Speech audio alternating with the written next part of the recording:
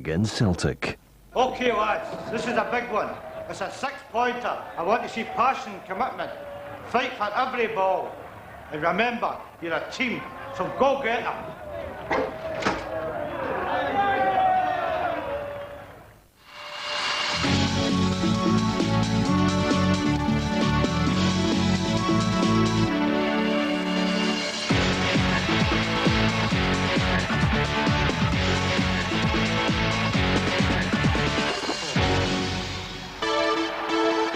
Last weekend, Colin Cameron darts in to make it a double top.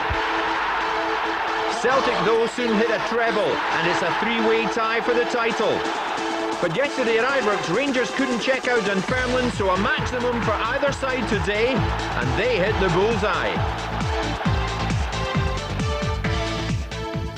Yes, the outright lead of the Premier Division up for grabs at Tynecastle this afternoon. The home team arriving at the stadium here a short time ago for the biggest match of the season so far. Hearts out to end their Old Firm hoodoo. Celtic looking to make it 3 wins out of 3 against Jim Jeffries' side in the championship chase.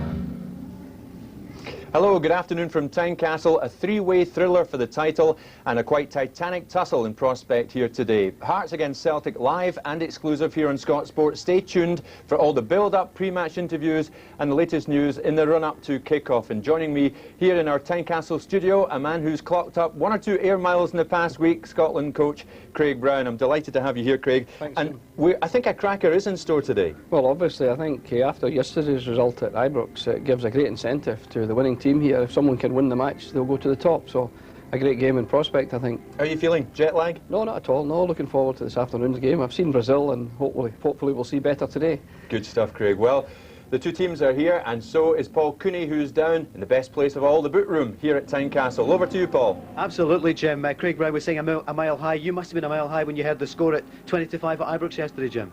Yes, well, when Dunfermline got the late equaliser, there was a wee bit of a cheer went up for the camp, but there'll be a lot of points, as we said, won and lost between now and the end of the season, so there's a wee chance now. It just gives a wee bit of edge today. The team that wins will go to the top of the league with a couple of points. So. And yet maybe that's the kind of luck you need. You need luck to be winners, don't you? Well, it's no case of luck, you make your own luck, and we've been consistently doing well this year. That's what's made us at the top, even though we haven't taken a point off the Old Firm, so what a good way to start now. Jim, what's the news? What about, first of all, Gilles Rousset? Is he making it for this afternoon? No, Gilles is out. Roddy McKenzie, who stood in for him really well in previous games, he felt his groin, so it's a game we can't take any risks. If he had to come off it, we've been in trouble, but I'd rather have 3 outfield players on the bench, so he's not 100%, so Roddy will keep his place, and he's been doing well. Wim Jansen said last weekend that the league really starts now. There's just 1 point between, you and Celtic are together, 1 point with Rangers. Can you beat the Old Firm? Yeah, there's no reason why we can't. Excuse me, as Dave McPherson said a couple of weeks ago, it's not how many times you beat them, about when you beat them. So if we start now, then obviously we're in the driving seat, and with 12 games to go, then who knows? And it's going to be a full house here in just under an hour's time. It's going to be some atmosphere, isn't it? Oh, it'll be fantastic. I mean, it's a sellout now, we've just been told, and with the way the stadium's built now, it's going to create a great atmosphere, and if the players can't play in that atmosphere, then they'll never be able to play. So it's all the makings of a cracking game. Both teams like to get it down and play attacking football, so hopefully it'll be a great game with Hearts coming out on top. And it's live, exclusive and free, but I can't tempt you out the dugout. I take it you'll be there. We'll be watching it on the telly. Jim, all the best this afternoon. Thank you. Thanks, Paul and Jim. Well, whoever wins today and takes over at the top should post a thank you card to Dunfermline's Harry Curran. It was his last-minute goal that silenced Ibrox and put another dent in Rangers' quest for 10 in a row. Richard Gough leading out Rangers. He was one of only 2 Scots in the starting lineup, the other being Stuart McCall. And the Finnish goalkeeper there, Antti Niemi, in from the start for this one. And Rangers dominated from the word go. Brian Laudrup trying to set up Tony Wiedmar, and it was beaten out there by Ian Westwater. Stuart McCall couldn't finish. Rangers continued to push forward. McCall put through Negri, but Westwater got down well to save. Negri back, of course, after his eye injury. Rangers kept it going. Gascoigne looking for an opening. The shimmy, the shot, and it was just wide. But still, Rangers couldn't get the breakthrough. The same story in the second half. George Albert's in on goal, and he knocked it just wide. How long could Dunfermline hold out? Gascoigne there, setting up Wiedmar, and Perrinian on goal. And again, Westwater beat it out. Surely the break would come. Corner Rangers, Wiedmar headed it down, and Laudrup blazed it over the top. 0-0 it remained though. And frustration may be creeping in. Laudrup in the box where he's deadly. The chip to the back post. Gattuso was there, and Perini had a go. So did Negri, and somehow Westwater kept it out. Maybe it wasn't going to be Rangers' day. Negri and Dave Barnett having a chat off the ball. Westwater in replay there doing very well. Gascoigne on the charge. Barnett watched him closely. He played it wide, and then Gattuso had a go, but he knocked it wide, and the Rangers fans now unhappy. Something had to give. It's headed off the line, and Perini headed home. At long last, the Rangers break through from the skinhead of the Italian. The header beat everyone, and Rangers at last were ahead. And could they build on that? Well, Jury thought so. He played it inside for Negri, but uncharacteristically there, the finish well wide. Rangers were looking for more. They looked as though they'd get them. Gattuso had a go again, and it was just inches wide. So much domination, so many chances, so few takers. Alberts with a shot. Again, Westwater kept it out. And then what do you know, in the 90th minute, Dunfermline nicked a draw. Smith with a shot, Niemi kept it out, Bjorklund couldn't get to Harry Curran in time, and the substitute scored. In replay, the Swedish defender might just have blocked Curran's shot, but it flew by Niemi, and 1-1, amazingly, it finished. They're a good team, and we knew they were going to have a lot of pressure, so we decided just to sit in, let them attack us, and we would try and get them in the break. That's what happened. Dunfermline, struggling to stay out of the relegation zone, so nobody blames them for that. It's up to us to come and break them down. We did all that we could there without actually getting the clear couple of goals away from them that would have eventually killed the game. And as you saw in the last seconds of the game, they put all the players up into the box, which, they've got nothing to lose at that time. And as I say, we didn't clear it properly, and that cost us 2 points. Yes, so more valuable points dropped by Walter Smith's side, although the result does actually edge them out in front again at the top of the table. But Craig, the good thing there is it's refreshing to see Dunfermline going at them right at the end and coming away with something. Yeah, well, I think, as Harry Curran said, they did sit in, and when they do that, it's very difficult to break them down. We found that, against the lesser international teams, particularly when they come here, they don't want to win the game. They just want to get a draw if they can. Now, Dunfermline admitted that, and of course with Bert Payton, Dick Campbell and Jimmy Bone there coaching, you can be assured that they'll be well organised. Because they want answers, don't they? They want effort and answers. Well, we can see, Craig, the top of the table, we can see just how close it is. Well, there we are. Rangers are a point ahead, and Craig, we don't need any reminding from that this game this afternoon is so vitally important. Oh yeah, a huge incentive for both teams today, and I think the managers down there will need to say nothing. Just show them that league table and say, out you go, guys. And quite clearly a victory puts you at the top, and when you're at the top, you're in a very good position, because that sets the standard, and of course you can set the pace for the rest of the season. You liked Perini's goal, I think, didn't you? He placed the header well, and at that stage, Craig, it looked as if Rangers were going to play all day without scoring. Yeah, well, I commend Perini. He's up there, and he's not anchored in defence, and they headed it very well against a 3 or 4 players in that goal line, and he picked his spot very well indeed. And here's Curran at the other end, and he makes a good save. I felt sorry for the goalkeeper. I thought he saved it well, really, but he had no chance with the second one, which Harry Curran put away very well indeed. But a bit unfortunate for the goalkeeper that it broke out to the Dunfermline player. And a great moment for him, obviously. Oh, absolutely, yeah. Especially you come on as a sub when you score the equaliser at Ibrox. You're happy. All right, well, at the other end of the table, it's been a turbulent week in the history of Hibernian. A 6-2 thrashing at Fir Park, leaving them 4 points adrift at the bottom. And it was followed by the sacking, of course, of Jim Duffy. Well, with a favoured replacement, Paul Sturrock, preferring to remain at McDermott Park, Hibs' recently appointed football development manager Billy McNeill was in charge against relegation rivals Aberdeen. And here's David Tanner.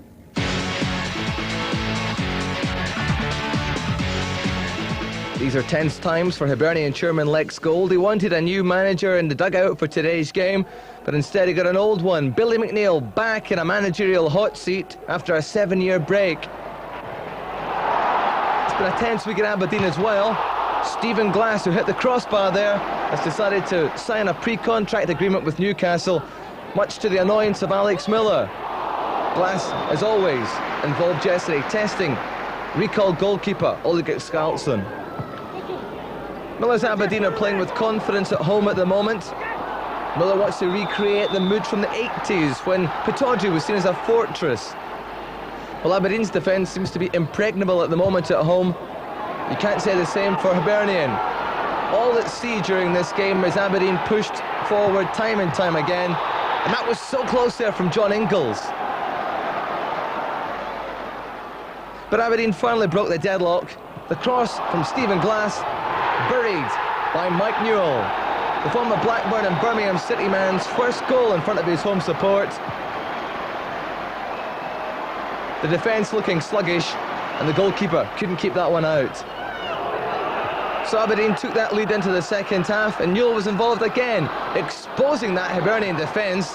The ball across the face of the goal, and no takers. But there was a taker shortly after that, as Derek White's free kick landed at the feet of Ian Jess. And Jess made it 2-0. But a defensive mistake again. Sean Dennis mistimed his jump, and that set up World Cup 98 hopeful Jess to score his 7th goal of the season. And just 2 minutes after that, it was 3-0. A good passing move this by Aberdeen. A nice ball through there to Joe Miller. He squeezed it over the goalkeeper and he forced it into the net. Aberdeen 3, Hibernian 0, 59 minutes gone. Joe Miller showing the flight to finish that move off. It was a good day for the Miller family. Wee Joe playing with plenty of confidence. And namesake Alec, his manager, seeing off his former side. And time running out for Hibs, 12 games to go. We put the ball in certain areas and then hurt Hibs, and that's what we'd set out and worked at all week. I think the important thing is that, yeah, I don't like seeing Hibs in the plight they're in because I spent 10 good years there and I enjoyed it. But the most important factor is my loyalties are with Aberdeen, and I can't have sentiment because really there's no sentiment in football. And obviously in a new manager position he might have a whole lot of new ideas. He would obviously put his own systems in and his own attitude to the game in force. And you know, Alec Miller has done a considerable job here in the short time he's been here, and I think that gives indication of what can happen. Well, the first task is actually morale. I mean, the team are now playing without any confidence in themselves, and it's about time they got their heads up. They've got to play for their own professionalism. They've also got to play for this club. And if they don't want to, I want to hear from them. Craig, interesting. Strong words from Let's Gold. Yeah. Get a grip of yourself, he's saying. Absolutely, yeah. I think he's right, but the unsettled nature of the place at the moment won't help. But quickly, if they get a manager, they'll be on the right road. I think there are a lot of good players down there. Now, I think if they get themselves together and organised, Hibernian's a big club, and everyone, I think, wants to see Hibernian doing well. And a man you know well, Alec Miller, doing very well with Aberdeen, and he's got them off and running again, hasn't he? Absolutely. Well, I knew Alec would do that, and he takes some harsh decisions without any problem. You know, he's left out Comwari, for example, and Dodds and Windass, guys who were established in the team and were going through the motions, apparently, according to Alec's decision. So he's brought in Big Newell, and Newell is not letting them down up front. And what about Ian Jess? Now, has he got an outside chance of making the 22 for France? Yeah, Ian Jess has a chance because he's a gifted footballer and we're looking for talent like that. But if I take all the recommendations, we'll have 2 charter aircraft going. Exactly. Beyond. It's a nice goal from Joe Miller, isn't it? Excellent, yeah. Joe in good position there, and he follows up very in a determined fashion to get it away. And Joe does well. Joe always gives you value when he's playing. I think you realise that. You'll never get less than 90 minutes effort from wee Joe. But we need Hibs to get it right, because you, as Scotland coach, want a strong Hibs. You want to be able to pick some of those players. Absolutely. If they're good enough. And indeed, Hibs are a good side. And, young guys like Harper, who has been excellent at under-21 level, needs to get some success in the big team and a bit of profile there and a better side. And then we can look towards them being in the big team. Yes, indeed. All right, Craig. Well, that was the battle at the bottom. Now the clash of the clubs vying for 4th position and a possible place in Europe. St Johnstone held that position going into the match against Kilmarnock. Killie, though, were just a couple of points behind them. Katrina Harvey watched this one, unlike the Saints manager.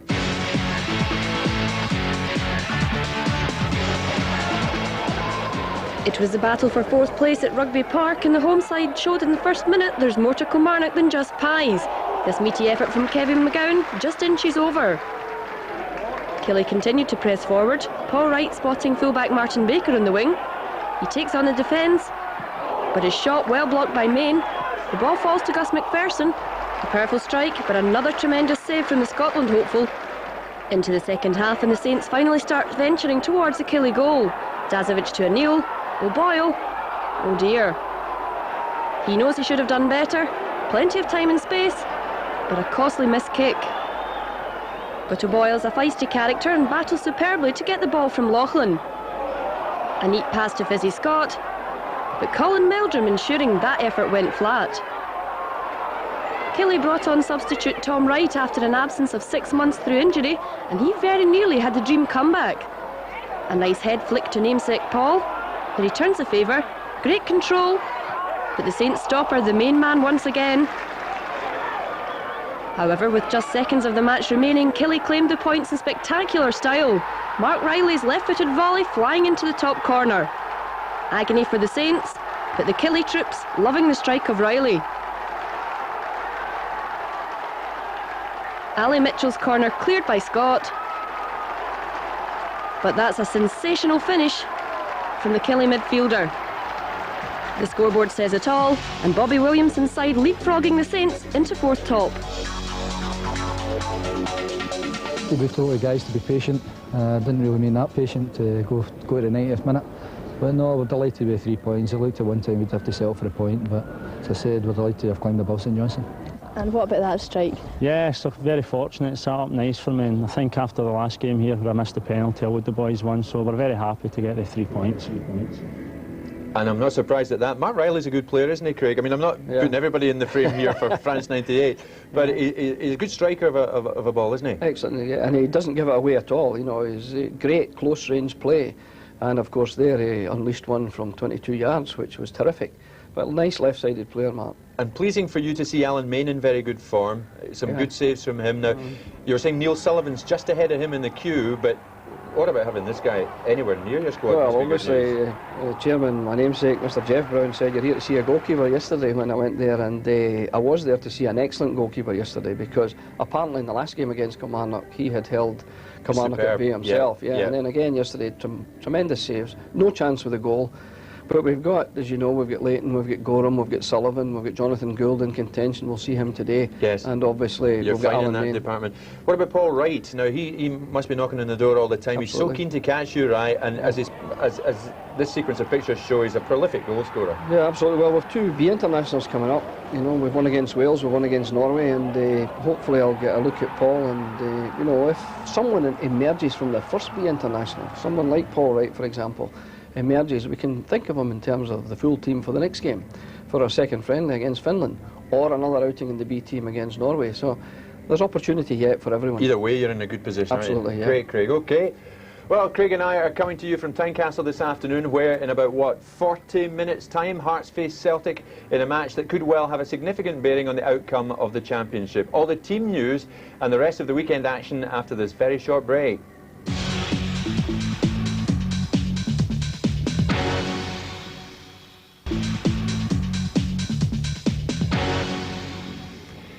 Hello again. Well, a great atmosphere building up here at Tynecastle. You can probably see Jonathan Gould of Celtic warming up behind me.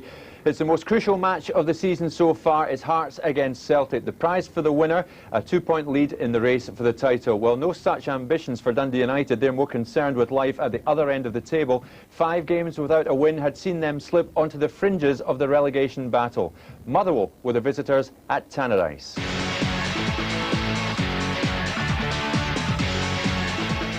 Motherwell's lacklustre first-half performance was in marked contrast to their superb showing against Hibs last week. They were lucky to be on level terms at the break, or at least lucky to have Stephen Woods on the side.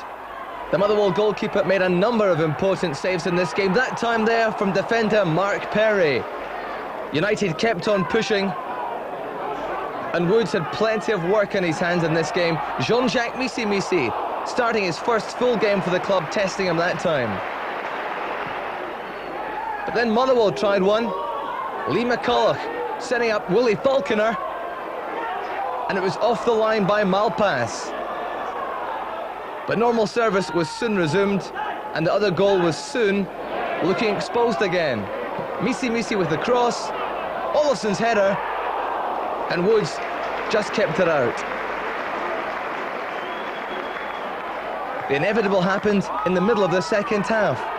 Long ball forward from Malpass, and a mix-up now between Eddie May and his goalkeeper, punished by Shell Olafsson.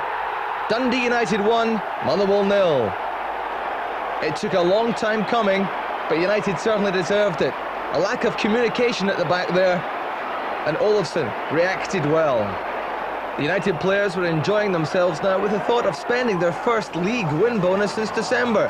And Misi almost finished in style, but it ended 1-0 at Tannadice. And that defeat from Motherwell means they're back in second bottom spot in the Bells Premier Division, but with the relegation playoff expected to be scrapped as part of the breakaway deal, it's likely just one side will go down, and on current form it looks like Hibs, they are now 5 points adrift at the foot. Now, with no playoff place, it's a winner-takes-all situation in the First Division. Neil Henderson now describes the matches involving leaders Dundee and promotion rivals Raith Rovers.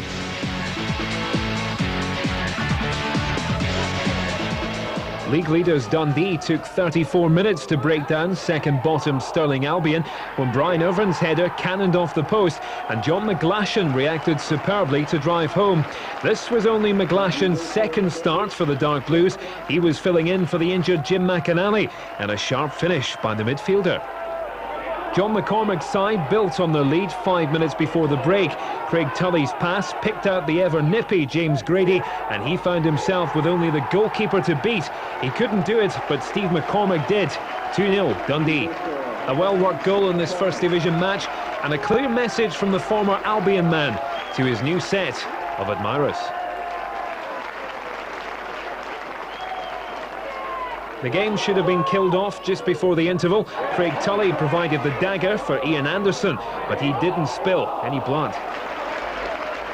The shortest stay in the park award of the season goes to Stirling substitute Stuart McLaren, who decided to give Dundee captain Barry Smith an over-energetic bear hug, and ref Willie Young in turn gave him a red card. McLaren walks off the field just 2.5 minutes after coming on.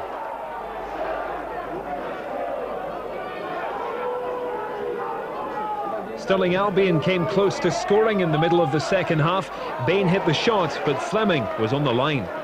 But from another corner, Kevin Drinkle's men did pull a goal back. Gavin Price rising powerfully to bury the corner. Stirling 1, Dundee 2. John Gibson's corner, and Price, the former St Johnstone and Den Haag striker, met it well. But just as the fourth back-home support began to dream of comebacks, Dundee killed off the game thanks to James Grady, 1-on-1 with goalie McGowan, and the striker comes out the winner. So did Dundee, 3-1, and the league leaders maintain their unbeaten away record for the season. If only they were as good at Dens Park.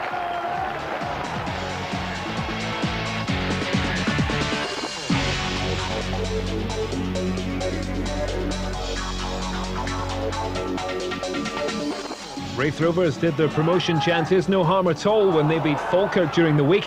Next in the way, a Partick Thistle side who had goalkeeper Kenny Arthur to thank for keeping them in the game in the first half, firstly with that save from Scott Thompson.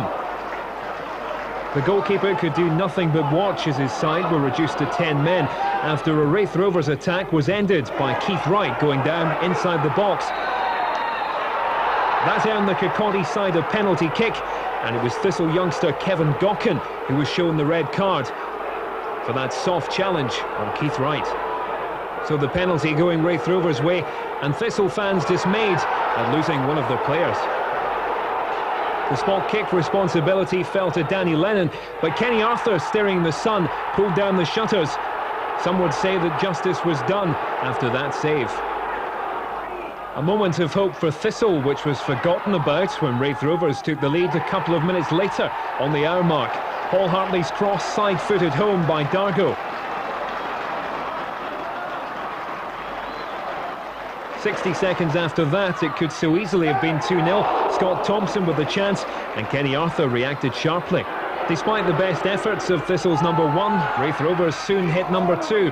Billy McDonald couldn't clear his lines after he made the tackle, and Keith Wright pushed the ball towards John Miller, and he didn't hesitate. 2-0 Rovers, 69 minutes gone. Miller, whose goals knocked Hibs out of the Tennent Scottish Cup, chose the right type of finish. Near the end of the match, Wraith Rovers could have extended the lead. The pass into the path of Danny Lennon, but a great save from Arthur. Thistle were given a chance to make the scoreline look more respectable in the final minutes. Fotheringham fouled Lachlan, and ref Elmsley awarded a penalty kick. But Guido van de Kamp diving to save, and in the end, 2-0 Rovers. Yes, and that victory for Wraith Rovers lifts them above Falkirk into second place, but Jimmy Nicholls' side are still 5 behind leaders Dundee, who are on 47 points. Only 1 point separates the bottom 4, with Morton right at the basement. Well, Craig Brown's with me, as you'll have gathered this afternoon. And Craig, you're just back from Miami, and you saw Brazil in action, and the big guns were all there, bar who? Ronaldo and Dunga? Ronaldo, Dunga, yes, they had their full team. They're playing a lot of friendlies, Brazil. They're determined to get it right. You know, they want to, retain this World Cup. You know, there was a long spell when they didn't win the World Cup. Now, that was quite interesting, and that's encouraging for us. Yeah. Because I think the man that won it for them, of course, was the manager, Carlos Alberto Pereira. Sure. That was a chance there for Romario. Here we are. This is Brazil against Jamaica. Yeah, just watch the elbow here. There it is. No attempt to play the ball, and big Junior Baiano was sent off, I think. And you expect Junior Baiano to face us? I mean, I do, yeah. I think he's one of the key players at the back. You see him there, number 3. He certainly put the elbow in the opponent's face, and I mean, it's quite horrific. And that was it, but it was 0-0. But Romario, that shot, the shot he had there, we saw saved. He looks on form. Oh, he is in form. Romario, magnificent. Yeah. And Edmundo up front with him looked great. Zinho, they've got so many alternatives. It's quite frightening. And you then left, Craig, and I believe Brazil played Guatemala. Yeah. And we can see this here now. Well, this is a controversial end to this one. There's Guatemala on the attack, and Tafarel, we remember well, he played for Brazil. Yeah, Tafarel played in the game I saw, and I think he might just play against us, although he's considered to be on the wrong side of 30, and that's all right for a goalkeeper. There's a goal disallowed. Well, Edmundo's there in good position. I think it looked just offside, and he was happy with it, but obviously it was chopped off. Edmundo, he's gone to Fiorentina, hasn't he? And there's yeah. Zagallo out protesting. And then, of course, well, there's Romario. Do you think it's a penalty? Well, it looked like it. We've got to say from here, and it's difficult often from the TV screen, but it certainly looked like a penalty. I don't know why they're complaining. They are complaining. Look at this for a wicked penalty kick. If ever there's a perfect penalty, that's it, Craig. That's Romario for you. You know, he's inch perfect in most of his passes, and there's a penalty. Absolutely. And then in the 94th minute, there we are. Yeah, the equaliser for Guatemala. I see that. I'm disappointed that that's been shown, because I saw they had no one at the back post, and I was noting that. And a corner against, they don't defend it. Now, having lost that goal, maybe Zagallo will change his defensive organisation. Because they paid the price there. Well, they did, yeah. Well, Craig, you'll be interested in this. My colleague Neil Henderson was over in Marrakesh last week, and there's our other opponents in the group, Morocco. Now, they played Niger. And that was Bassir of Deportivo La Coruña scoring, and here's Chipo from Porto. They've got good players, Craig. Yeah, the players all come from top clubs, so we can't underestimate Morocco. They're reckoned to be the best team in Africa, and certainly that's not Casablanca, as you said, that's Marrakesh, but they're a very, very lively side, and at home they're used to playing with 80,000 there. Yeah, it's Badger with a penalty, so in various departments are strong, and you know that anyway. Yeah, well, my colleague Frank Coulston was overseeing them, and they played Angola recently, and Frank saw the game and came back with very, very worrying report, saying how skillful they were, how quick they were. But we've got 2 games to see them before we play them, so Yeah. we'll get a better chance to look at them in You'll the know World all Cup. about them. Yeah. Sure. OK, well, a few of the players expected to feature in Craig's World Cup squad will be on show right here at Tynecastle today. Some of them are out there. Paul Cooney can now tell us exactly who to look out for. He's down in the tunnel area with the full team lineups. Paul. Yeah, Jim, and it's big news for Hearts fans and also for Craig Brown, because someone who wasn't quoted for today, David Weir, is fit and will play. A big surprise for Hearts. For Celtic, no problems, the same as the team that met Aberdeen in midweek. So the Hearts line-up then, Roddy McKenzie, as we told you earlier, in goal, Gary Locke and Gary Naismith, David Weir, the surprise, Dave McPherson and Paul Ritchie, Neil McCann, Stevie Fulton, Stefan Adam, the man in form, Colin Cameron, and Stefano Salvatore. On the bench, Jim Hamilton, Josi Katongo and Thomas Flogel. Celtic, no changes from that Aberdeen line-up. Jonathan Gould, number 1, Enrico Annoni, Stefan Mahe, Jackie McNamara is fit and plays. Mark Reaper, he scored already this season against Hearts. Number 5, Alan Stubbs wears 6. Henrik Larsson, Craig Burley, Harold Brattbach, number 9. Paul Lambert is 10. Morten Vekhorst, 11. And on the bench for Celtic, the men who want to be in France with Craig Brown, Darren Jackson and Simon Donnelly, and also there is David Hanna. So those are the lineups here, but the big news is that David Weir is fit and he will play for Hearts in this huge crunch match this afternoon. Thanks, Paul. And Craig, that's interesting news because you want to see David Weir in action. Absolutely, and David, every time I've seen him this season, he's played exceptionally well. In fact, on a couple of occasions he's been man of the match, so I'm delighted. And you know, he had a very, very good game for us against France when we played in St Etienne recently, so David's one certainly that I've got to look at very, very carefully. And when we look at the team again, obviously, well, there is David Weir. He's out there live here at Tynecastle just warming up. And in the goalkeeping area, there's no Gilles Rousset, and Roddy McKenzie comes in. And you think this fella's got a future? Yeah, I do. We've had him in the youth setup, and Alan Hodgkinson has worked with him in some of the goalkeeping training sessions. He's a very fine young goalkeeper. Of course, I've always thought that Gilles Rousset was one of the key players here, and I still do. And the Hearts will certainly miss him because of his experience. But the youngster, I'm sure, won't let them down. He's a fine goalkeeper and one that we're looking at for the future under-21 and national teams. All right, Craig. Now, from Celtic's point of view, there is McKenzie, and obviously if he's recorded this and he watches it tonight, he'll be pleased to hear what you just said about him. I'm quite sure, Craig, but he could be in for a busy afternoon. And when you look at the Celtic lineup, Brattbach, the Norwegian, continues to hold his place, and of course that means that you're denied a look at Simon Donnelly, who again is on the bench. But Brattbach's a good player, He is a good player, yeah. His movement is tremendous, and I think when I was looking at him for the first time in the Old Firm game, and Charlie Nicholas was making the point, and no one knows more about it than Charlie, playing up front. Charlie said his movement is tremendous, and that caught my eye, and he certainly does well. He hasn't scored the goals that perhaps he would have hoped, but he's been desperately unlucky, and he's a good player. Larsson, a good player, of course, and that's keeping Jackson and Donnelly out of the starting lineup. But who should go to France 98, I'm quite sure. Well, Jackson and Donnelly? I would think so. They're very much in contention. They're in the squad, let's put it that way, and they'll have to drop out to go out. I'm going to be pushing you all afternoon. You are indeed, eh? OK, the latest from Tynecastle and a look at the recent form of both sides, Hearts and Celtic, in just a couple of minutes from now.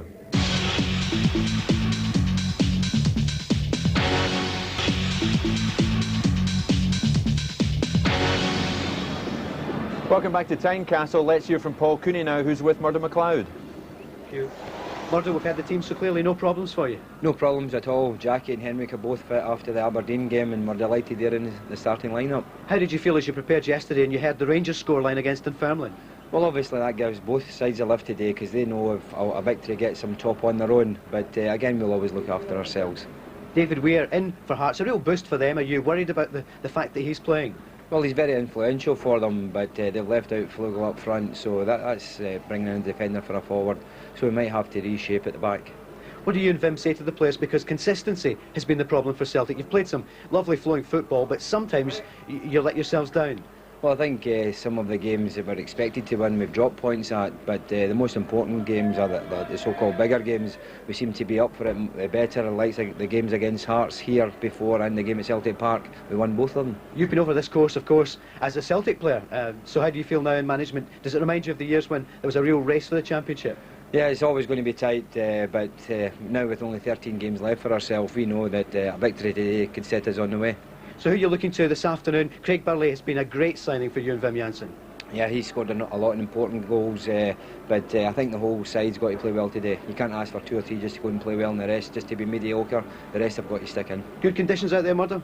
Yes, good. Just a wee bit windy, but apart from the wind, the surface is magnificent. All the best this afternoon. Thank you very much. Murdo MacLeod with Paul. Well, after back-to-back defeats at the hands of the Old Firm just before Christmas, many reckoned Hearts' title challenge would fizzle out, but an unbeaten start to 1998 has kept them hot on the heels of the Big Two.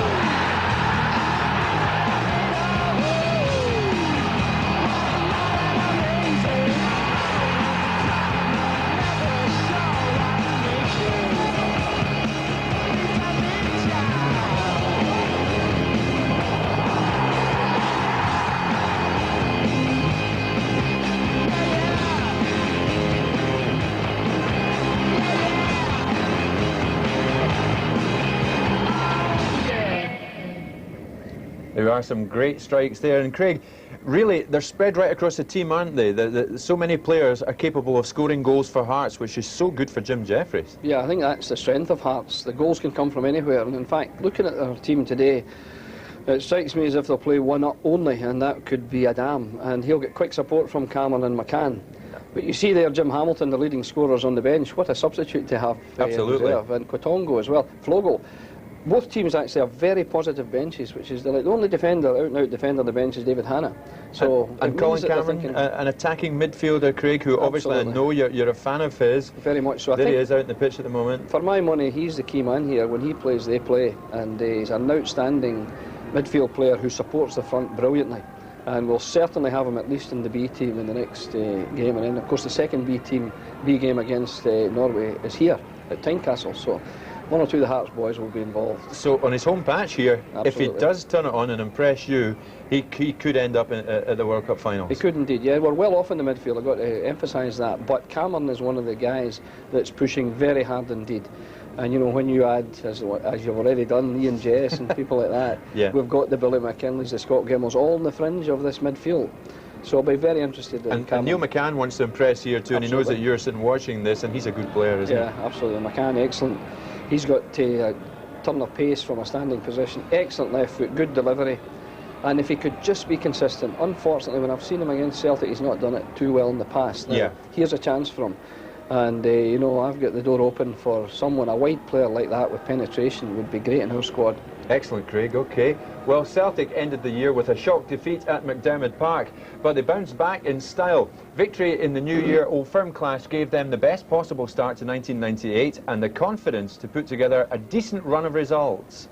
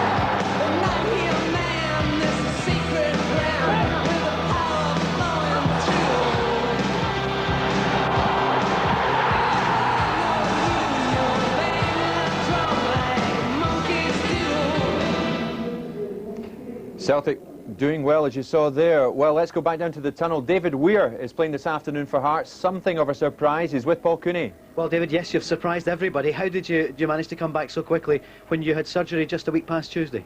Well, I've trained the last couple of days and I've not had any problems with it, so we had a wee conversation with the manager and we decided, you know, I wasn't having any pain from it, so we'd just go for it. What was the problem? I just had a little bit of bone removed from my leg, just it was connecting to the tibia and the fibula, so it was restricting my movement that way, but it's been cleared up, so I've had no problems. You kept it under wraps for the last day or two, but it must be a big boost for your teammates for such an important game with Celtic. Well, I hope so, you know, I hope it can help us to go on and get a result here. It's a very important day for us. What's the secret of the team this season and the way that you're gelling? I think we just work hard, you know, there's no superstars and everybody works for each other and we're all here for the one aim. The problem has been, of course, unable to beat Celtic or Rangers so far. How do you tackle it today? Just tackle it as I tackle every other game. You know, we go out to win every game no matter who it's against, so we'll just approach it in our usual way. Craig Brown was delighted to hear. He's upstairs with Jim White here at Tynecastle watching, and I know that you'd love to be in France in the summer. Oh, definitely, yeah, that's the goal, I think, for every Scottish-born player this season. You know, everybody's shooting for that, so it'd be great to be involved in that. Jim was asking for goals yesterday for either side. We'd be the same today. Do you think we're going to see a good game here with this huge audience? I'd like to think so. You know, it's two attacking teams with a lot of good players on show, so hopefully we won't disappoint the fans. Colin Cameron's just one of the players in form, isn't he? That's right, he got a couple of goals last week, so I'm sure he's settled for that again today. David, I'm sure everybody though is glad to see you back so soon. Well done. Thanks very much. David, we are quite happy, obviously, that he's playing this afternoon. Well, if you're getting excited sitting watching on television, just think of the fans who'll actually be right here at Tynecastle. An anxious afternoon ahead for them. David Tanner's been among some of the supporters as they arrived at the ground. Looking forward to it all week. It's going to be a close game. Obviously, there's a lot at stake, so I think it's going to be difficult to call. I think this could be Hearts' chance this season. I think just got this feeling today that they're going to do well. Well, it'll be like winning the league if we win today, hopefully. Really, you're as confident as that? What about you? It's only one-way traffic today. 3-1 victory for the boys. Hearts have been playing some good stuff, though. You must be slightly worried that they could create something. They haven't got the bottle for it. Well, they've always been the same. It's just one of these things. Sorry. You've just bought your match programme there. How confident are you that that's going to be one to keep a souvenir? Well, that's for my grandbairn. I go back to 1956 when we won the Scottish Cup and it was against Celtic. We're going to win today. We're going to win today. Very confident prediction, then it wandered off. Right, time for another quick break. Hearts against Celtic live coming your way in just a few minutes from now.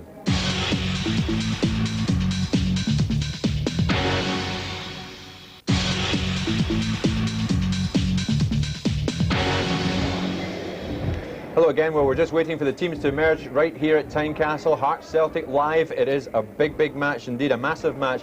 Craig Brown and I were told during that break, the commercial break, a bit of interesting news, surprising news to say the least, that Dundee manager John McCormack has been sacked today. Dundee manager John McCormack has been sacked today, and Craig, of course, very strange that, because Dundee are sitting top of the First Division. Yeah, it's surprising to me. I mean, when any manager's sacked, I feel very upset about it. Jim Duffy last week, now John McCormack. But when you're top of the league, it's the last thing you expect. And it's a major surprise, certainly to me. Yes, indeed. Well, John McCormack sacked. Manager of Dundee has been sacked this afternoon. Well, the team's just about to come out. Craig, Hearts Celtic, where is this game? The big question, where's it going to be won and lost today? Well, I think it'll be won and lost in front of goal, because the team that takes the half chance will win the game. Because I do think the Hearts are very solid defensively. Celtic equally solid, so if you can get the half chance and take it, one goal might do it.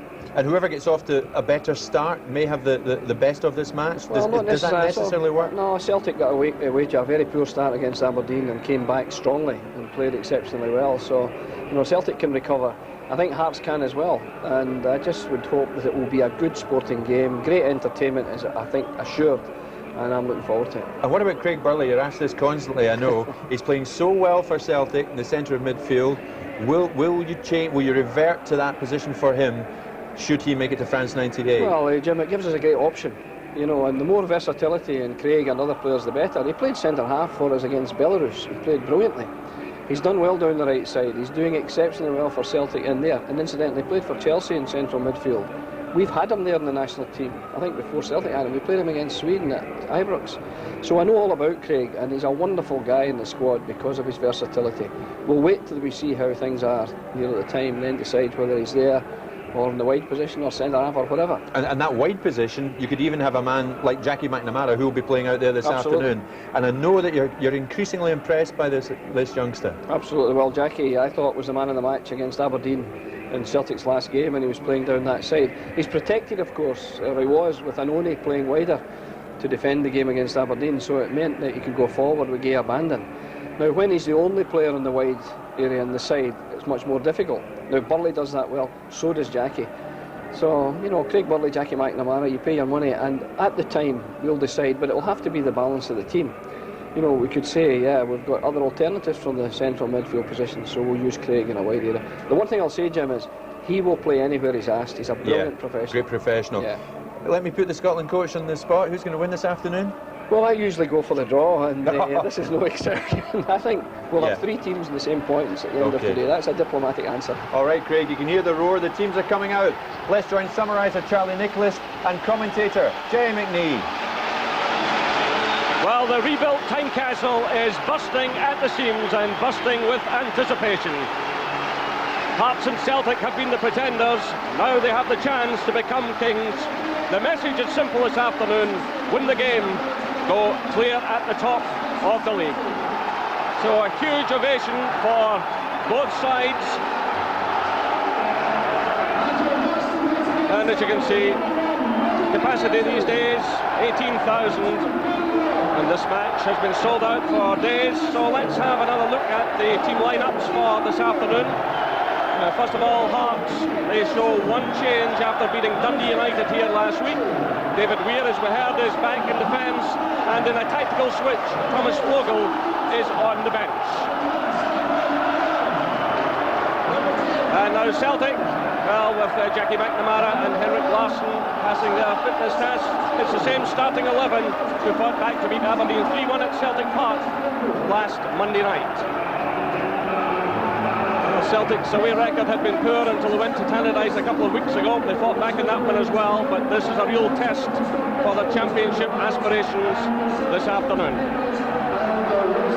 And the referee this afternoon, Bobby Tate from East Kilbride, he was in charge for the December meeting of these clubs at Celtic Park, which Celtic won by 1-0.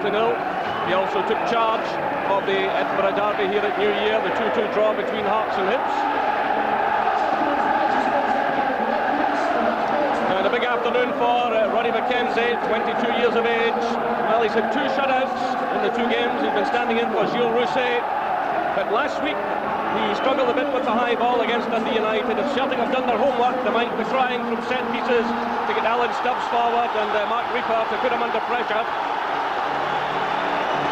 And a welcome return for David Weir. It said in the match programme today he would start light training tomorrow, but he's back this afternoon. A real surprise from Jim Jeffries.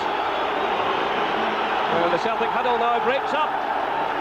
Just seconds away now from kick-off, and alongside me as ever is Charlie Nicholas. Good afternoon, Jerry, and good afternoon to everyone. It's a very special day, obviously, for someone to go clear. You think that Celtic's reliable defence.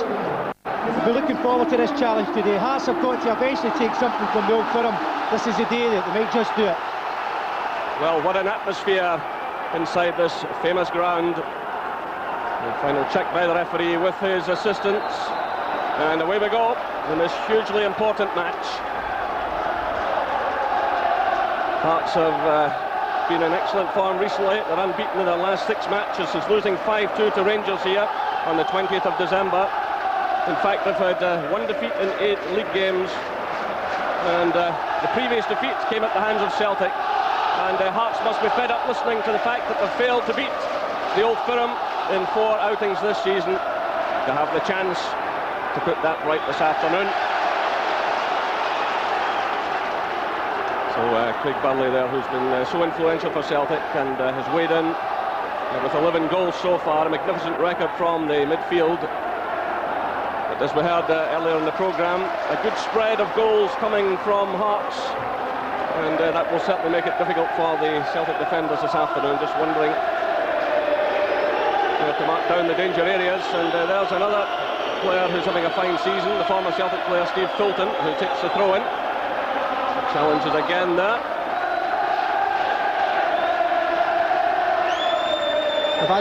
Both teams have made little tactical changes we thought they might have went a back three at Hearts, but they've actually went a solid four.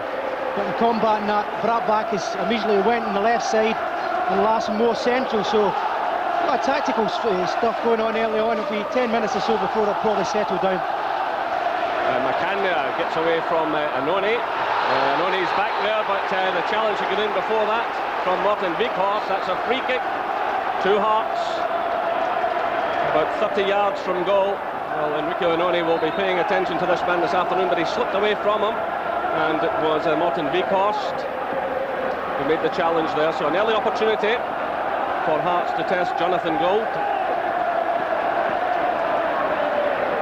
18 shutouts he's had this season, 11 of them in the championship race. This is Cameron. They just hesitated a little bit there, Hearts, but still they have it. That's through from Fulton. It's Cameron! And Jonathan Gould called to early action with just over 2 minutes showing on the clock here at Tynecastle. It didn't look the smartest of free kicks, and then a nice little ball through here from Fulton.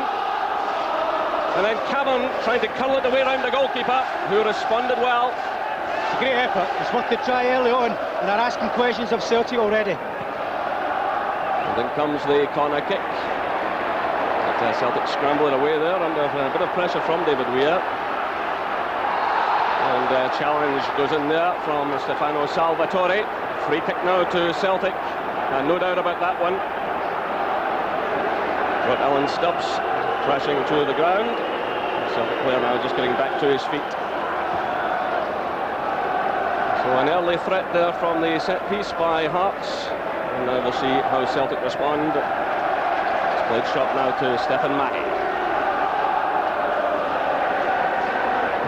Long one by Stubbs. So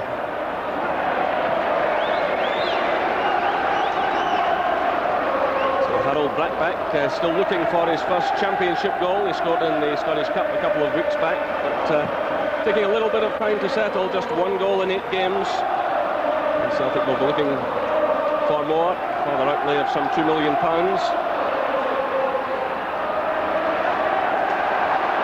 Better play now by Celtic.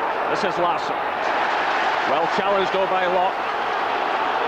The game going along at a cracking pace, as you would expect. It's McCann. Salvatore. Fulton. Trying to switch the play away to the far side. Good follow-up play there by Gary Locke. Well, he was pushed more forward in the second half against Dundee United last week. Started off at right back, but a tactical switch by Jim Jeffries late in the game. He was pushed forward and he was effective. Hard to believe the likes of Gary Locke was in the youth team, the BP Cup winning team in 1993, and now is the club captain here at Tynecastle. So many good youngsters breaking through. Meanwhile, it's Anoni under pressure from McCann. He does just enough. This is Jackie McNamara. So they want to get him forward at every opportunity. Larson, good ball now through for Anoni. The flag goes up though as Burnley move forward. Good experienced player from McPherson. His timing was excellent. You see him, he reads the situation, steps up. Good experience from Big Dave. A good build-up from Celtic. Celtic have got to try and get the pace at a level that suits them. So far it's Hearts who have upped the pressure and the pace, and that will suit Hearts to get at Celtic quickly. Celtic need to get McNamara and Burley in particular on the ball, and Lambert to try and control the pace of the match. So that's out for the throw-in to Hearts in the line with the Celtic penalty area. There has been just 1 goalless game here between these clubs in the 23 years of the Premier Division, so I think we can expect goals this afternoon. And here's a real threat coming forward again. It's Cameron, and he's well challenged there by Paul Lambert. Corner to Hearts. That goalless match I was referring to, he came back in season 89-90. So 37 games, 1 goalless match. And now Jonathan Gould faces some pressure here along with his defenders. Keeper commits himself. There's no real challenge to him. He gathered that one confidently. It's forward by Locke. Well, Celtic's midfield and defenders tended to leave that to one another, and Hearts almost cashed in. Now they have the throw-in.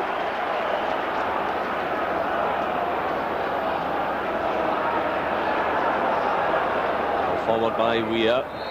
Looking for McCann, and the referee indicates a bit of pushing by Enrico Inoni. Free kick now to Hearts.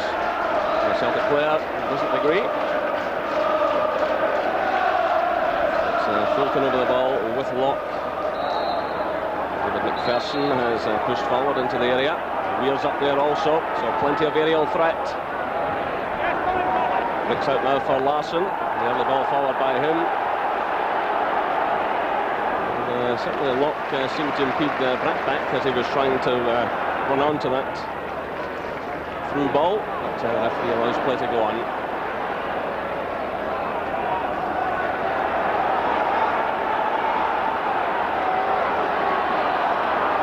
As it stops.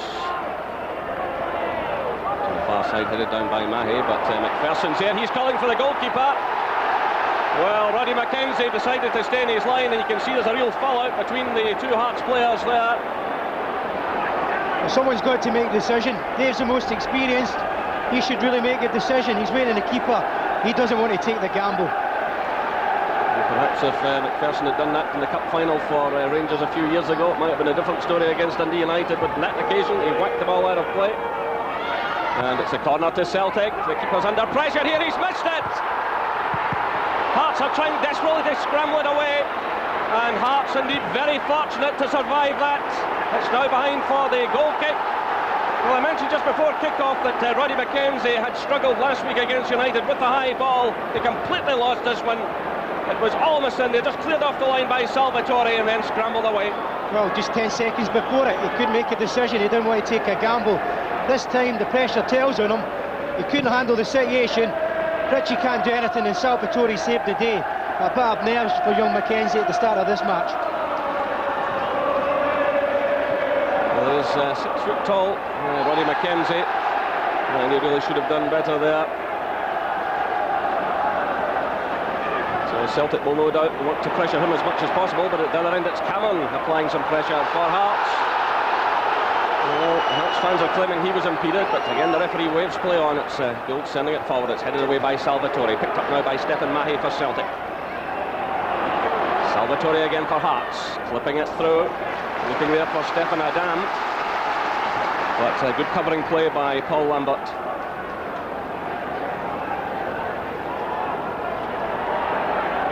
This is Locke, looking for Adam, quickly closed down there though. And Reaper and Stubbs between them get it away, rather fortunately in the end, and possession is gifted now to young Gary Naismith. But it's all a bit untidy at the moment. The nerves are showing on both sides. This is Cameron. Oh, lovely touch on now to Stephen Adam. He needs some support here. Well, he tried to cut it back to Cameron. There weren't many options open to him. But certainly in these early stages, Colin Cameron is looking very much the part for Hearts. Jackie McNamara did enough there to cause Naismith a problem. Slid off by Brackback. Now it's Inoni trying to get forward. That's a corner now to Celtic. The challenge going in from Neil McCann. I think Inoni's got a problem with his left knee there, Jerry. I think he might just have lost his balance, and he's maybe just overstretched. That could be a hard one. It's not often you see this guy lying down. See him there, just getting his weight on his knee. It's a nasty one. So with just 10 minutes gone here, a real problem for Celtic. Let's hope for their sake that Inoni can continue. But on the bench this afternoon are Darren Jackson, Simon Donnelly and David Hanna. So there is defensive cover in the shape of David Hanna. But Celtic will not want to lose Inoni. So we've been keeping a close eye on Neil McCann. But on that occasion it was McCann who was backtracking to keep up with the Celtic defender.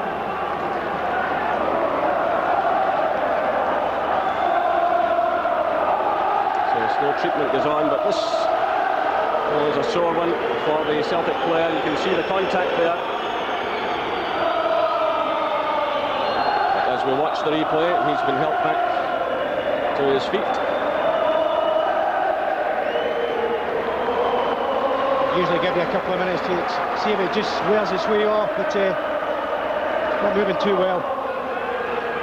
So can Celtic capitalise from the corner kick? And Stubbs is well forward. It's Jackie McNamara to take it. Tried a cross goal, but the referee has intervened. Martin Vikhorst got the ball into the net, but the whistle went immediately from Bobby Tate. Referee indicating perhaps the use of an arm there. It was Jackie McNamara that swung it in, and the referee indicated there that Vikhorst had used his arm to control the ball. He did. I mean, he initially takes on the thigh, but I mean, the position of Bobby Tate was a good one. And his control, he gets the break, but his control just lets him down. It just touches his arm. Obviously, the referee's in a good position to call it. Celtic breaking forward again, looking to like their side in these early stages.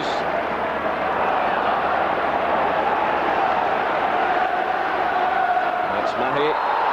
Down he goes, and the referee again reacts. There's an apology there from Gary Locke for his challenge. So a free kick to Celtic, another opportunity now to put Roddy McKenzie under pressure with the high ball. This will be a real test of mettle for the young goalkeeper. There's Hilborn, signed just last year from Stennismuir. It's a big day for him. He'll want to settle as quickly as possible. It's Mahi who swings it in. And it all comes to nothing in the end. Harold Brackback there failing to get any power in his effort. Well, it is a half chance. You're a strike, you've got to be alert for these things. I mean, it's hanging up and it's difficult to put power in it. But he doesn't make any decision, he doesn't ask any questions of anyone. It's a half chance, you've just got to knock into the area. But again, Celtic are testing Hearts at every set piece. It's Celtic's ball, and Oney waits no time, but probably gives it away to Naismith. Challenge it again, though, and Oney. That's Celtic's ball. Forward now for Larson.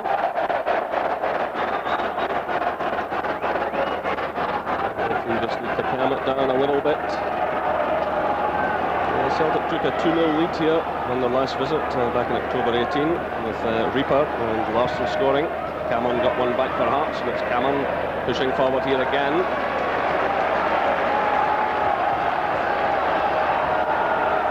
He's got a nice roll today, free roll. McCann stayed on the left side, and he's got the freedom to go and support Adam when he can, and that's when he's at his best. That's the strongest side of his game. So there'll be spaces today for Cameron. Forward now by Anoni. Positive throw there, looking for Jackie McNamara, and Ritchie was in a bit of trouble there. Still it's McNamara, doing well to get in the cross. Away by McPherson. McCann gets a touch forward. Comes Stubbs down for Celtic. He controlled that well. This is Stephen Mahi. Good early pass by him. Vikhorst. Poor final ball though. The initial build-up looked promising from Celtic. Martin Vikhorst there has weighed in with 6 goals this season from midfield. He'll celebrate his 27th birthday later this month.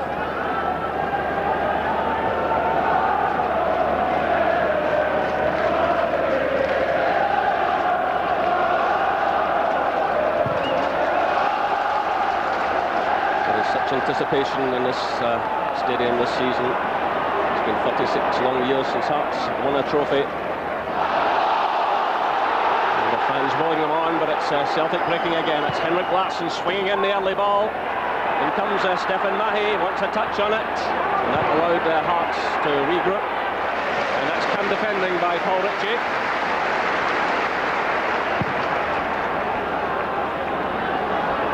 It's a long ball from McKenzie. Picked up now by Mahi. Forward by Stubbs, looking for Henrik Larsson, but asking just a bit too much of him. Well, the flag stayed down there as Henrik Larsson pushed forward.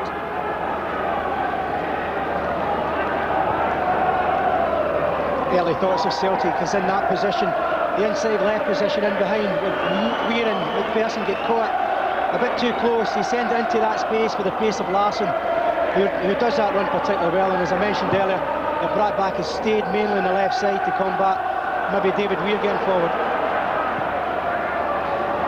Now by Ritchie, looking for a dam. He's challenged there by Reaper. Cameron tried to slip that one past Lambert. Good ball there by Brattbach. Burnley returns it to him. He's kept that one going down the left-hand side. Brattbach sends it in. Larsson's there. That was excellent play initially by Harold Brattbach. Played the ball through to Burnley, took the return, then got in the cross for Henrik Larsson.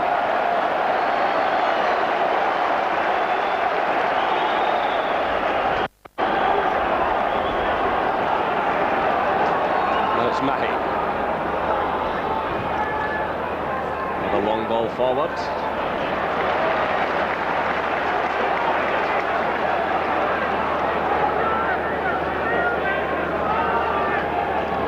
I'll just be a little bit concerned about some of the defending from his team so far.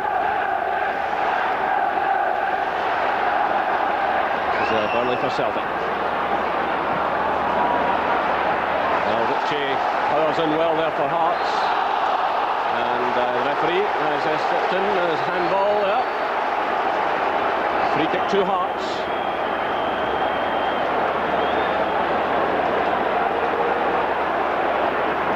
Once again, David Weir moves forward. He was looking for the ball to be delivered a bit earlier. It's Fulton over it. William McPherson, meanwhile, has got away to the far side of the area. Looks aim now in his direction. He gets a touch on it. It's out now for Gary Locke. And that was Ritchie going across to provide the cover.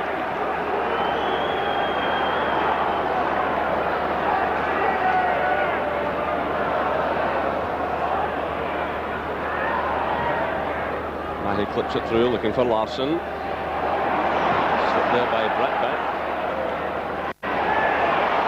Someone needs to get the ball on the ground here. In fact, the high boot was raised, and it's a free kick to Celtic.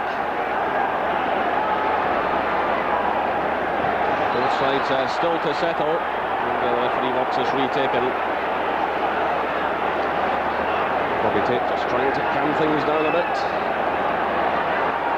He'll be at Oakham View for Stennismuir against Brecon next week. Just a bit quieter there. Meanwhile, the free kick to Celtic, driven in. Well, certainly Alan Stubbs can crack them. He's got a couple of goals already this season. Plenty of power in it, but he's never going to trouble Roddy McKenzie.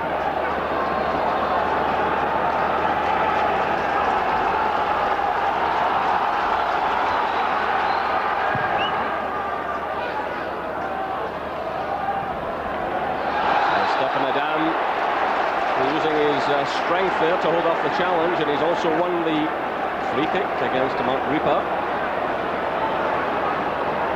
Quickly taken out to Salvatore. Good one from him though. And Alan Stubbs just ducked there and let that one run behind for the goal kick. Really, Hearts will have to do better from such opportunities. Well, Celtic certainly have a decent record here at Tynecastle since the Premier Division started. They've won 20, lost just 10. 7 have been drawn, so it's not a place that holds any great fears for them, and certainly not in recent seasons. Here's Jackie McNamara now, and taken out of the play there by Salvatore, who's been called over by the referee. So 20 minutes gone here, and a word of warning there. For Stefano Salvatore, you'll have to be careful. Foul there on Jackie McNamara as he threatened to break forward. Well, Reaper has gone forward for this one. He scored here last time. His first goal for Celtic. Through now by Lambert. Challenge there, and by Fulton, and Martin Beekhorst looking a little angry. Free kick to Celtic in a line with the penalty area.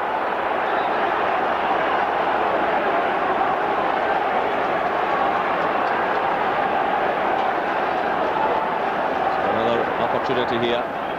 Reaper has remained forward.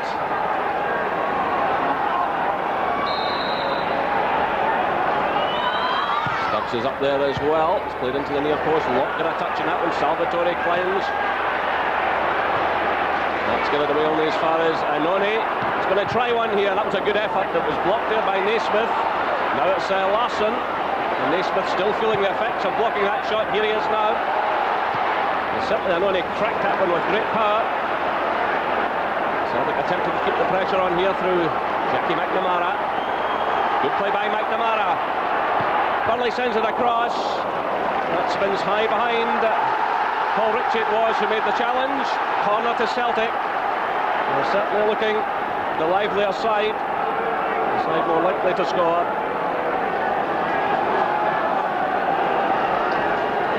So it's McNamara who comes across this near side. Well, McPherson and Stubbs there almost wrestling inside the area as that corner kick was taken. Let's get it away again now. I have to think Dave McPherson will need to be very careful there. He's actually not paying attention to the ball. He's just trying to get his hands on Stubbs. It's laid off by Larson. And it's another corner to Celtic. McNamara's attempted cross coming off Gary Naismith. The pressure remains on this Hearts defence.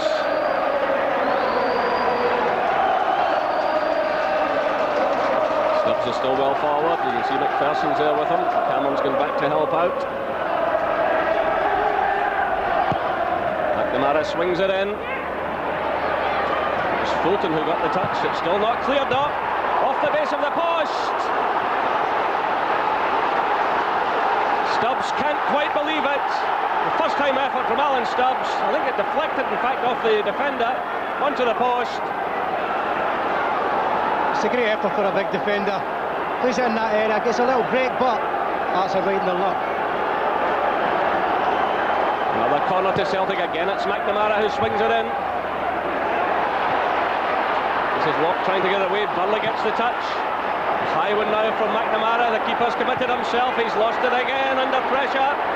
Mackenzie's trying to get back. Here it's Larson. It's another corner. And it's the Celtic fans who are roaring on their team here. They lost. They've gone for the ball initially with the high one. Can't get a touch on it, and then he was in no man's land. But now the pressure has been removed by a poor corner. So a sigh of relief from Roddy Mackenzie and his defenders, but the Celtic fans are well pleased by what they're seeing from their team. You would think after 10 minutes the play has calmed down and Celtic got better movement so far in midfield. Burley's been clever, he runs forward. And no set piece, the set pieces are putting pressure constantly on the Hearts back lot. And they're just getting away with it at the moment. Just beyond Larson.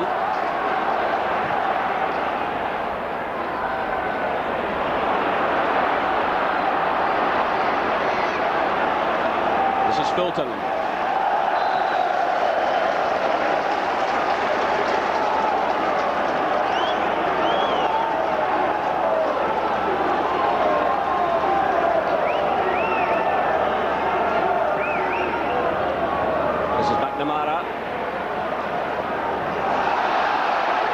Goes in there. Through by Locke now. This is McCann.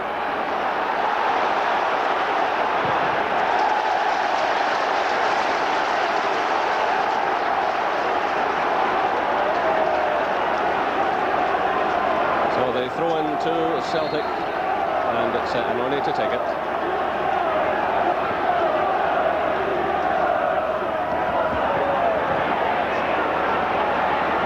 Try to get forward again. It's Anoni getting it clear for Celtic. Burnley is trying to switch it now. Vikos plays it through. But again, Hearts stand firm. It's Weir getting it away, stabbing it forward now. This is Locke through for Adam.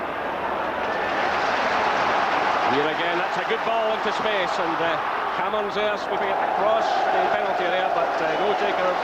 Final ball just too close to the goalkeeper, but it was a good ball through there from Weir to Cameron. Certainly better build-up from Hearts, but in those occasions you've got to really take your time and make the final pass count in that situation. You just rushed it a bit too much. That's high in the air from Stubbs. Stubbs has already had a couple of efforts at goal. One not too far away from a free kick, and another one which was deflected onto the post, just to beat the goalkeeper to let come off the defender. So Hearts, having weathered that particular storm, will try to apply some pressure on Celtic now, and it's Cameron just keeping that ball in play. Weir sends it in, but it's an easy one for Jonathan Gould. That's a good kick out, straight to Naismith. Salvatore's there as well. It's headed clear by Annoni. Another touch from Salvatore. This is Steve Coulton. He's got McCann with him. I'm not quite sure what he was trying to attempt there. Certainly asking an awful lot of McCann. And that's a free kick against the Hearts player. Celtic in a hurry to get on with things, but the referee wants the kick retaken. There was a bit of a breakdown in communication there between Fulton and McCann, and then there was a free kick awarded against the Hearts player. I think he was just getting pressed, a little pressure from midfield, so he didn't have many options. So he just thought he'd play in the space and let McCann chase Annoni. But Reaper was too clever and experienced to get there first. It's run there by Lambert. Fulton challenges. That's a free kick against Burley. And the Hearts players are not happy at all with Burley. They feel that he went into this challenge and could have done a bit of damage here with his elbow to Fulton, and Vikos is involved, Jerry. Just out of shot, Vikos got involved in a tussle with Gary Locke, who fell to the ground, and the Hearts players didn't like it. But there's been a bit of that going on constantly throughout this first half. So Vikos was the culprit in that occasion. A lot of players are squaring up to one another there for a moment, but the referee will calm things down, and the free kick will be taken now by Fulton. Naismith.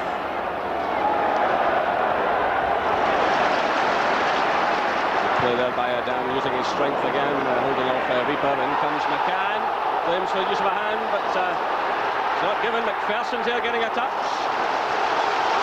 Well, the Celtic fans behind Jonathan Gould's goal were claiming there that Neil McCann had used a hand and an arm to control that ball, but the cross came in and McPherson got a touch on it.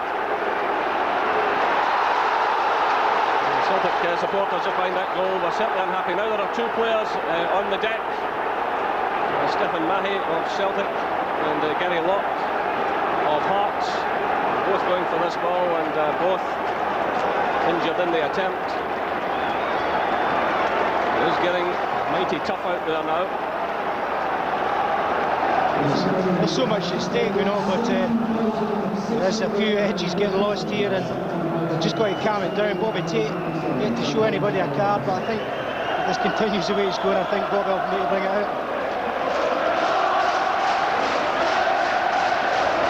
There is a tremendous atmosphere inside the ground. As Charlie says, so much at stake this afternoon, and the referee Bobby Tate really has his hands full with this one, but he's trying to let the play flow as much as possible. So as the Celtic bench this afternoon, the substitutes, Darren Jackson, David Hanna and Simon Donnelly. Meanwhile the referee's having a word with Gary Locke, but happily both players are back on their feet, and now the match will restart with the free kick to Celtic taken by Alan Stubbs. Sent out towards Annoni. Play by Ritchie. Done by Lambert. Powerful clearance there by Weir. It's literally cleared by Mark Reaper. But the referee has indicated, in actual fact, it's a Celtic throw. Much to the displeasure of the Hearts fans, but just took a deflection there of Stephen Adam. Fulton's closed down very quickly there and effectively by Burley. Celtic have the throw. There's Burley again. Cross now for Mahy. Locke goes to meet him. Still it's Mahy for Celtic. Challenge goes in. That's a goal kick, indicates the referee. But Mahy got a bit of space there initially on the left-hand side, and then Gary Locke came out to meet him. Shows you the changing face of football. Celtic hit 8 goals in 4 league games against Hearts last season. All of the scorers have departed.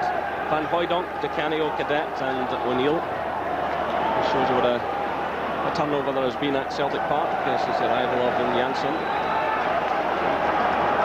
And still they seek their first goal here this afternoon with some 31.5 minutes gone.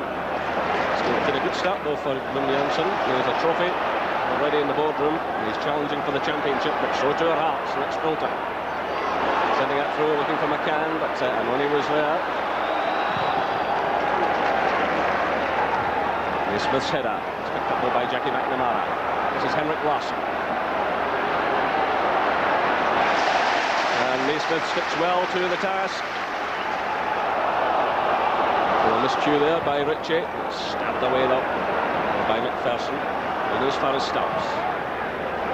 Switch up there towards Mahy. And once again Gary Locks there, closing down that area.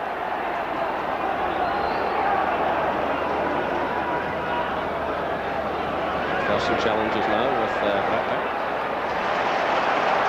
Salvatore. Cameron. Salvatore keeps his run going. Good play by him. Adams in the middle. McCann's arriving as well. Well, that's a complete miss-hit by Alan Stubbs. Corner to Hearts. Well, he seemed under great pressure there. There's no Hearts player close to him. But, certainly Adam was arriving. And so too was McCann. That was excellent running by Salvatore. He got a good pass first of all, then ran down the right hand side. Well, Celtic a problem. So it's McCann who swings it in. It's punched away by the goalkeeper, only as far as Fulton. And he's facing a packed defence there. This is Cameron. Play by Reaper. Touched by Fulton. And Cam play there by Lambert. He read that situation well. Just took the sting out of things. Plenty of opportunities, Hearts, to put Celtic under real pressure, but it's never really came, other than that initial shot in the first couple of minutes from Cameron. Been disappointing up front so far. Adams really had very little service, so they've got to try and get McCann more in line with going forward rather than hugging this left side.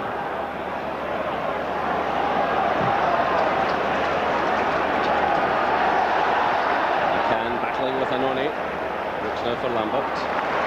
Switch of play to Stephen Mack.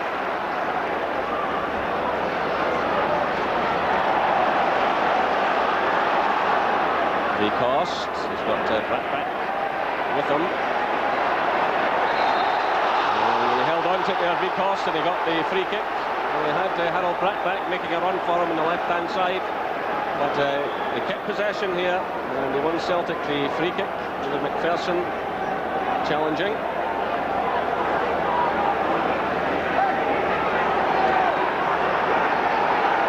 So Reaper goes forward to see if he can repeat what he achieved here in October.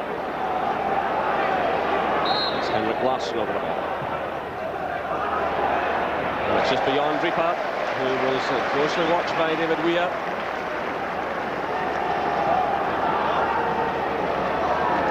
Have failed to beat Celtic in the league in the past couple of years. Celtic had 2 wins and 2 draws last season and 2 victories so far this season. In fact, if you go just a little bit further back, they won all 4 league games against Hearts. So the Tynecastle club's record not good against Celtic in recent years. All of that will be quickly forgotten if Hearts can master this situation this afternoon. Celtic have come closest so far, with 1 cleared off the line, 1 off the base of the post.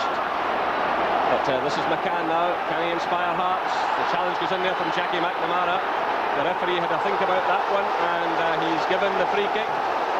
Well, McNamara is not happy with the decision. He certainly got the ball. The referee did not react for some time, and certainly there were no protests or any note from the Hearts players.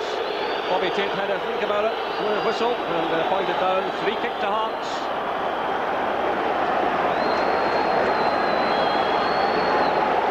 So once again, push the big man forward. McPherson is up there, so too is Weir. Reaper gets things organised. It's Fulton who clips it forward. The free kicks have been disappointing from Hearts so far, but still have possession. McPherson sends in an awkward one. This is McCann getting a touch. The goalkeeper commits himself. Field gets it away only as far as Fulton. Well, that was well read there by Lambert.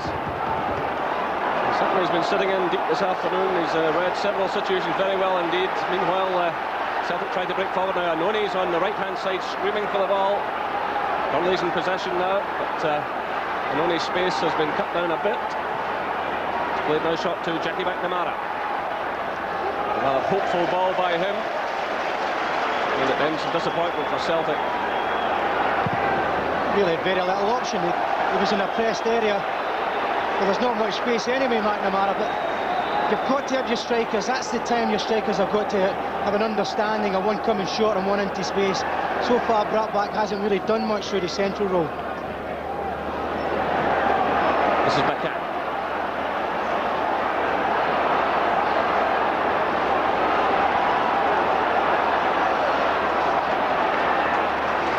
Through for Adam.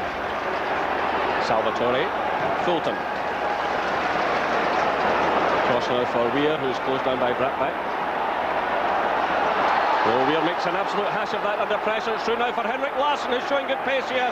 And the goalkeeper did extremely well. Ronnie McKenzie took the responsibility there. He had to leave his line early, and he did so. And he took that one comfortably. That'll do his confidence a lot of good. Well, it's Salvatore sending it through. Nicely left there by Cameron. Lovely touch by Stefan Adam. It's Cameron again. He's got a lot to do here. Well, he almost found an opening.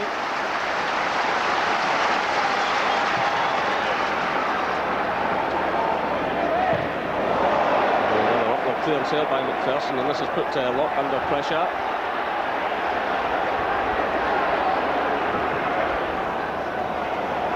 Switch of play there by Becost. McNamara's under pressure though from Cameron. He does well. He finds Enrico Anoni. Now he's against Naismith. He's got back up again from Jackie McNamara. That's in looking for Larsson. And applause from Henrik Larsson for the delivery of that ball.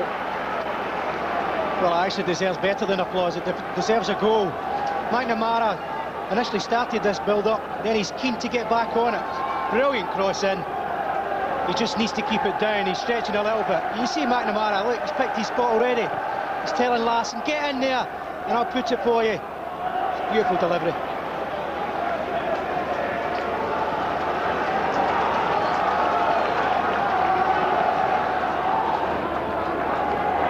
So just under 6 minutes of this first half left. Still no scoring here at Tynecastle, but plenty of incident. And it's McNamara again for Celtic. Larsson. Early tried the first time pass there in the direction of Becost. He's claiming the free kick. The referee was play on, and now it's a lock for Hearts. Fulton, lovely touch. McCann. Good skills by McCann, but Anoni stuck with the task.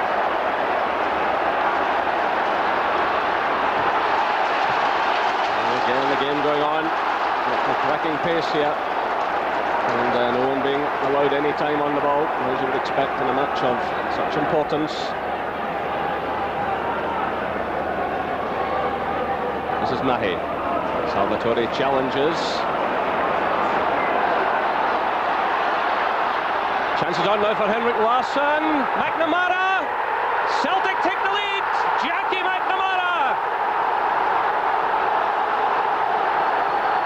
With just over 40 minutes gone here at Tynecastle, it's McNamara with his third goal of the season who makes the breakthrough. Delight on the face of the Celtic player. Well, Brattbach finally gets some ball through the centre. Gives into Larsson. Hearts are all over the place. This is a guy who's composed. The last 10 minutes he started to make an issue in this game. Hearts defensively are all over the place here. Naismith is sucked in. Good composure. Stick it in the corner. Keeper can't do much. I think he gets a little touch in the end. You see the issue is made. They run at the heart, the defence. They've got to make decisions. They can break anywhere. The box for Jackie McNamara. Delighted to tuck it in. Well, Celtic player on the deck, and Hearts have a free kick. Paul Lambert has taken a knock into a challenge there, and it's actually Hearts, in fact, who've got the decision. But Celtic there will have cheered up Wim Janssen no end. They've been threatening to score. And just before that, Larsson had missed an excellent opportunity set up by Jackie McNamara. Stubbs had a shot off the base of the post. Another anxious moment for Celtic. Certainly earlier in the game, Enrico Annoni took a severe knock. He got back to his feet, and he's been okay since. But as that challenge was made there by Lambert on Cameron, it was a Celtic player who took a knock, and he was also judged to have conceded the free kick. But Lambert has shown his fine defensive qualities so far this afternoon. He's also scored 2 goals since arriving at Celtic, and both you could describe as spectacular. One against Rangers and one against Motherwell. So happily for Celtic, he's back on his feet. Hearts have an opportunity to get themselves back into this game. It's Fulton who sends it forward. And Watkins in to try and create something, but it's behind for the goal kick.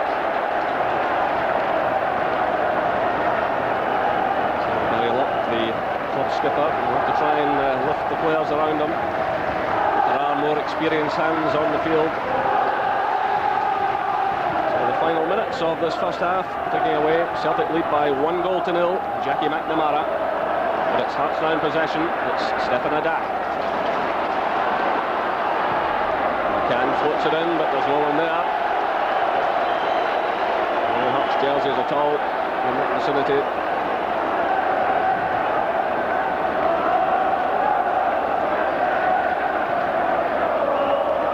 For Larsson. Friendly challenges there with Fulton. A little battle going on between the 2 number 8s this afternoon.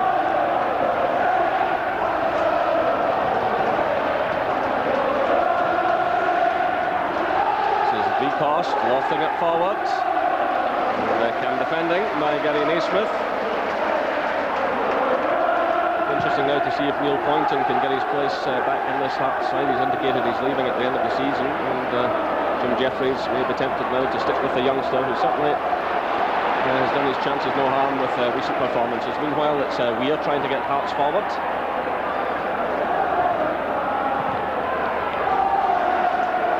Through by Fulton. First time ball by Adam, but it's a poor one. Away to Mahe. Hearts have it again now. So we're inside the final minute of this first half. Celtic lead by 1-0. That's a poor ball there by Fulton. The bricks are now for Celtic. It's McNamara playing it through. Lovely ball to Henrik Larsson. And the goalkeeper got a touch on it, but it was a poor effort by the Celtic player. No doubt about that. But it was Brackback again with another good run, who set up the chance for Celtic. Nice little ball through initially by Jackie McNamara to Brackback. And he rolled it into the path of Larsson, who should have done better. There's a couple of chances gone begging from Henrik Larsson in this first half. Here he is now, though, teeing it up for Jackie McNamara. He takes a touch on it.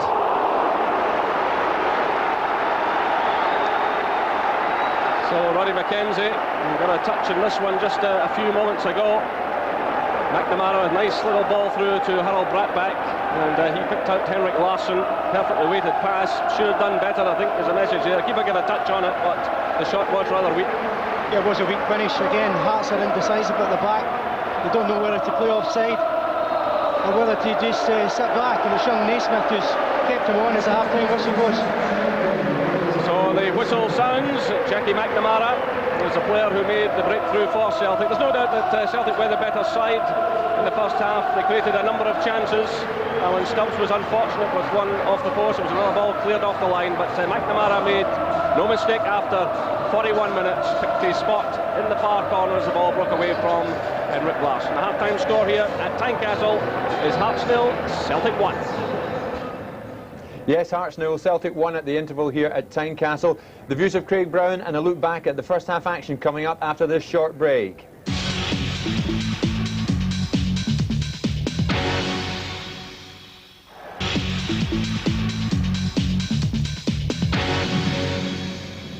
Welcome back, half-time here at Tynecastle, where it's Hearts 0, Celtic 1, and let's have a look at the story of the first 45 minutes at this game. There we are, the first half statistics. Well, it's 1-0, we know. Hearts have had 3 shots on target, Celtic 2. 7 off target for Celtic, none off target for Hearts, and corners. Celtic win that one 6-1. Craig, what do you think? Celtic have got a grip of this game, haven't they? They have, yes. Undoubtedly, after the first 10 minutes or so, Celtic were in dominant mood, and it was very much like the Aberdeen game. Aberdeen started well. There's something about Celtic, they don't seem to start really positively, but after they settled down, they've been well in control of the game. And we spoke beforehand about Jackie McNamara, and that was fortuitous because he has opened the scoring here, Craig. And you do like this fella, let's re-emphasise that, he is a good player. Yeah, absolutely. I think Bobby Tate did well there. He could have blown it, looked like a penalty, and he delayed his decision, gave the advantage to Celtic. I'm quite sure there that was a penalty kick, but Bobby, the referee, delayed, and of course Jackie McNamara was in great position following up. What's happened here is this, that Anone has been pulled wide to mark McCann, which allows Jackie freedom on that side. Now that's helped, the system that Hearts have used has helped Jackie McNamara to get to freedom. He's got some space. Exactly, and had McCann not played as wide, Jackie might have had to hold that wide position. But he's been free and he's been in goal scoring chances once or twice, and opportunities have risen, and he's been there, so brilliant back up play by wee Jackie. Well, Colin Cameron had a chance early on for Hearts as well, Craig, and this may have changed the way the game went had he got this one in. Exactly, the first goal's vital obviously, and Cameron did very well, and that was an excellent save by Jonathan Gould. He got over there with his right hand, when it looked near his left hand, but he did exceptionally well, and that would have been a critical moment had that one gone in. A good save by Gould, but at the other end, Mackenzie looked a bit shaky.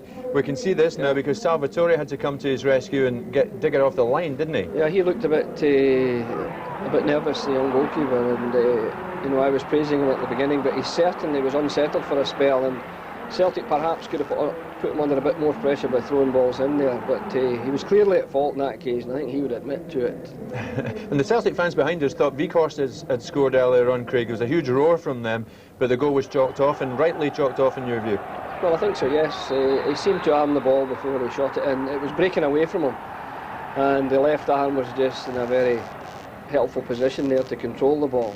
But it was very well finished through a mass of bodies there, and Weghorst's playing well, and he finished that well, so don't give him half chances inside the box is the motto for Hearts at half time. And once again, Craig, Wim Janssen's pre-match plan has gone right. He's a good pre-match planner, isn't he? Yeah, absolutely right. Well, what's happened is they've marked the one striker, and that's been Adam, and they've pushed Anone wide to pick up McCann, and they've marked very well in midfield, and in fact it's been a match-up job in midfield, and of course with Paul Lambert doing so well and Colin Cameron, I think Celtic tactically have got it absolutely right. Absolutely right. OK, it's all going well for Celtic. Well, now details of how you can vote for the Bell's Man of the Match.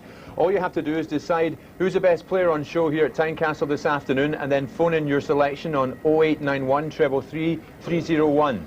That's 0891 333 301. The lines are open now, and we'll announce the Bell's Man of the Match just before the final whistle. OK, we'll be back for the second half here at Tynecastle after this short break.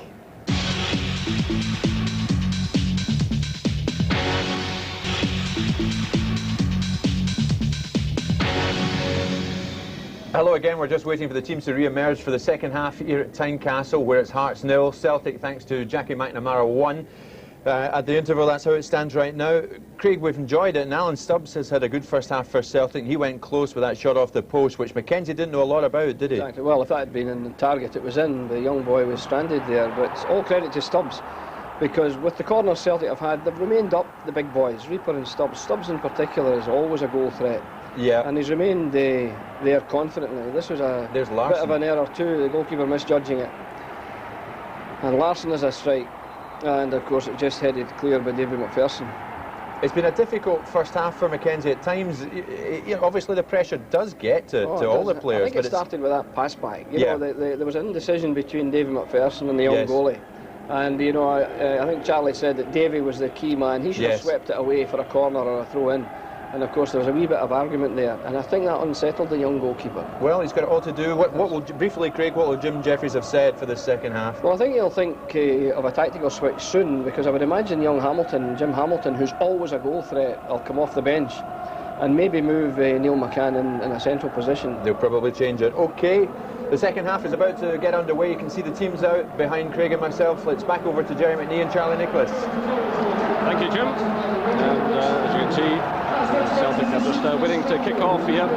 Interesting to note that in the 74 previous Premier Division games, Hearts have only once beaten Celtic after the Glasgow club have opened the scoring.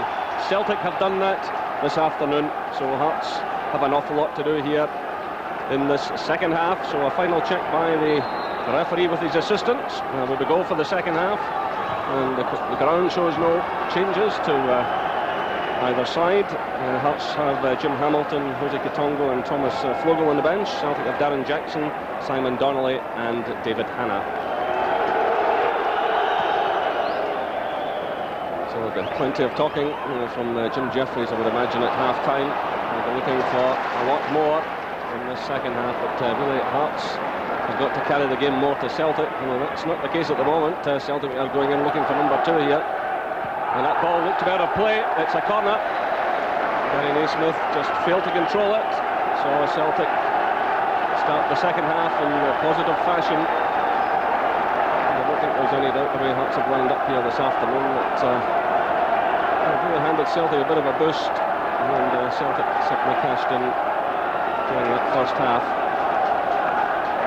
They've carried the major threat. There's the goal scorer in the afternoon so far, McNamara, who swings it in. Just beyond for the goal kick.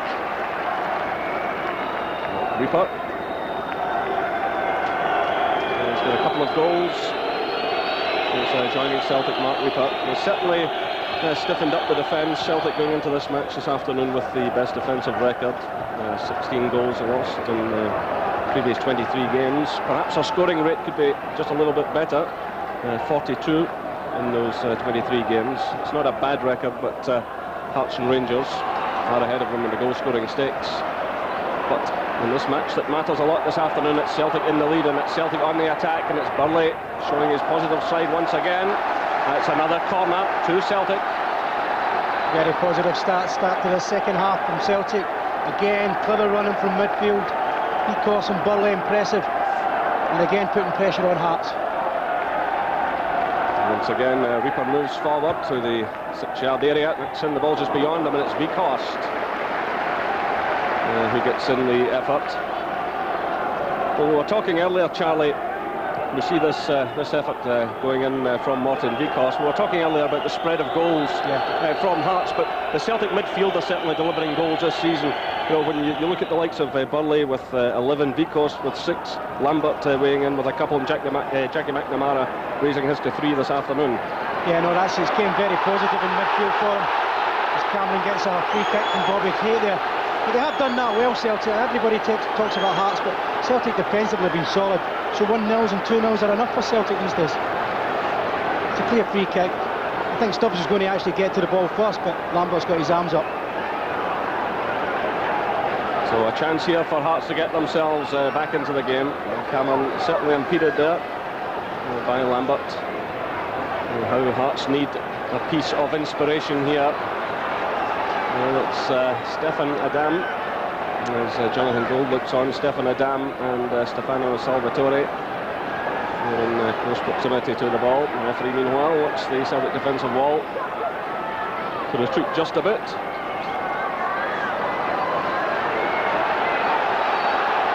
Stefan Adam it is, who starts the run forward. Breaks out now for Fulton. Switch of play to Locke. Cameron is still full of running, but he's shadowed all the way there by Stefan Mahe. And it's Celtic's ball. Again, those set pieces from Hearts have been really disappointing. I think the manager, Jim Jeffries, would be furious. They haven't really made anything count at all in the set pieces, and yet they've had them in good areas. This is McCann. We know for Locke, the early ball from him. It's a good one to the far side. It was well defended by Reaper. And well, it's Lassie trying to get forward. Good challenge there by Paul Ritchie. That Brooks for Burley. Switch of play to Mahe. Backs ahead of him. into the middle as Martin Vikos picks up the play for Celtic. Running away from David McPherson, there's a bit of holding going on there, but it's Weir now who emerges with possession for Hearts, trying to drive them forward. Adam's ahead of him, he's got Cameron in support. This is Adam. It's Weir again. Challenge there by Mahi. Play on, says the referee. Chance for Celtic now to break. It's forward by McNamara. Little touch there by Larsson, but not a good one. It's picked up now by Naismith. This is McCann. Lambert's back there providing cover again, and O'Neill's there also. It's McNamara for Celtic. Looking for Larsson, who squandered a couple of opportunities in the first half. He battles hard there, but the odds are against him. It's Ritchie who gets it away. And it's a free kick now against Burley. Again, the two number 8s clashing. And the battle continues between this pair, Burley and Fulton.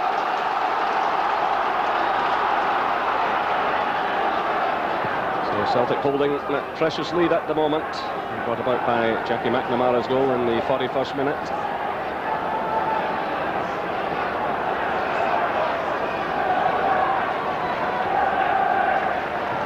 Still by Naismith.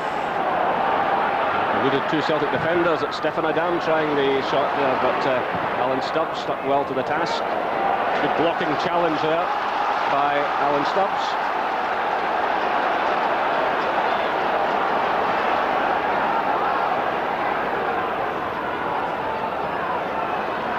Well, Hearts have certainly been impressive in recent times. They've hit 16 goals in the last 7 games. They've managed 3 shutouts in the last 5. Until they came across Celtic and McNamara this afternoon. So really, Celtic are still looking the likelier side. A bit more up for this match this afternoon.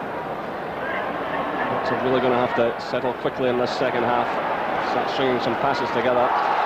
It's not going to be easy, mind you, in this atmosphere.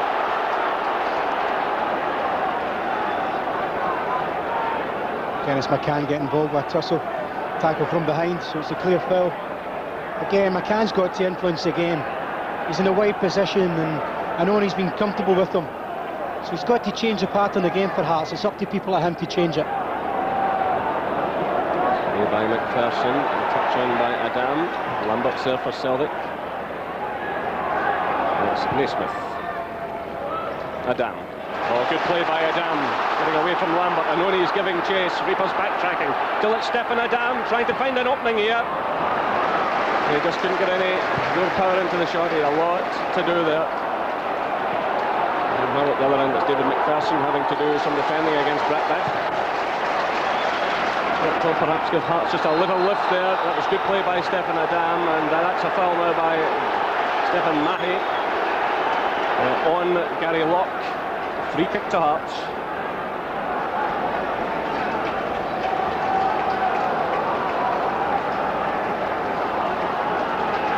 They've been asking a lot, Hearts, this afternoon of Stefan Adam. He's up there most of the time very much on his own. He is a good, strong player, possesses a good shot, but he needs more support. Meanwhile, it's Fulton floating it in, a touch on by Weir. A bit of a miscue there by Reaper.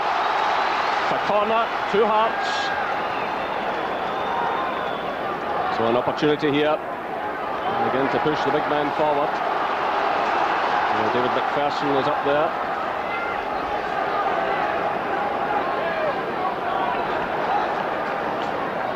And Weir is being carefully watched also. A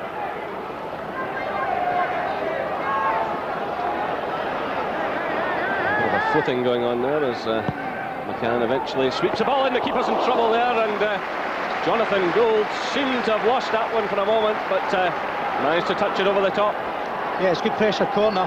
He's one in a good area. Adam's in and about Jonathan Gould. It's difficult for him. And suddenly Celtic are under pressure, but this is what Hearts have to do. And another corner comes in now, and Celtic is getting away. It's returned by Salvatore. A touch there by Anoni for Celtic. It's hammered upfield now by Mahi. Carefully watched by Locke. Larsson's coming in to try and pressure him.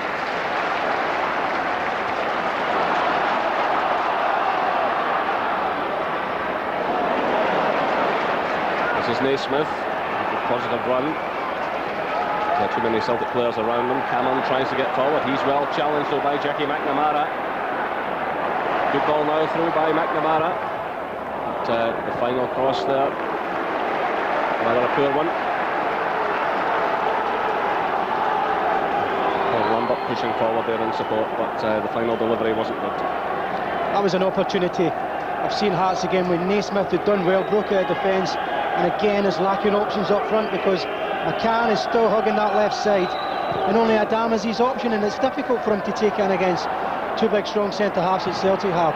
He's got to come in and link up a bit more, and that would at least give Cameron some more opportunities to get involved in the match. So just over 10 minutes of the second half gone here at Tynecastle in Edinburgh. Hearts 0, Celtic 1. Jackie McNamara the scorer, just 4 minutes from the interval. Hearts are battling hard now to try and get themselves back into this game, but again, Celtic standing firm. It's Mackey. Lambert. It's Stubbs. It's away beyond Bratback. Well, the goalkeeper left his line there, and Weir took a look at things and then decided just to sweep it out of play. There's no doubt the loss of Weir last week against Dundee United unsettled the Hearts defence. David McPherson coming in and plugged the gap. He's held his place this afternoon. Then with the loss of Russie as well, Hearts are having to dig deep into the resources. But if they're going to be champions, they'll keep this challenge going for some time. They've got to show that they have the pool of players. But that's a corner now.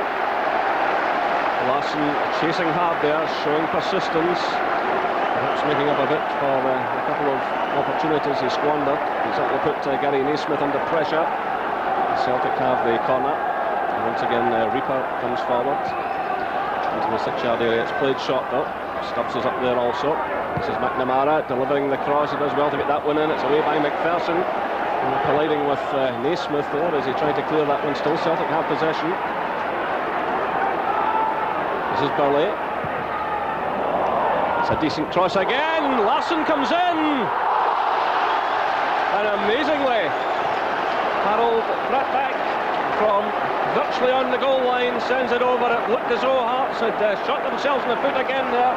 Defensively they were all over the place. Larson got a touch, and from just a couple of feet out, Bratback sent it over the top. I think Celtic should have wrapped this game up. Larson's done well, very sharp reaction. It is a stretching case for Bratback, but in saying that, he had so much time, he probably could have took a touch on it. He still defends it, wouldn't have got back to him. Opportunity gone for Celtic. Well, it's amazing that a player with the scoring pedigree that he brings with him, that he's missed such an opportunity. But as we mentioned earlier, Harold Bratback is taking quite a while to settle with Celtic. Just a 1 goal in 8 games so far. That came against Morton in the Scottish Cup. And he must know that even though, as Charlie said, he was stretching for that one, he should have tucked it away. So both Larson and Bratback missing golden opportunities to put this game beyond Hearts. 1-0, they're still very much alive and fighting. This is Vikost. Trying to switch the play. Well, I telegraphed that one though, rather ambitious with it. It was cut out by McCann.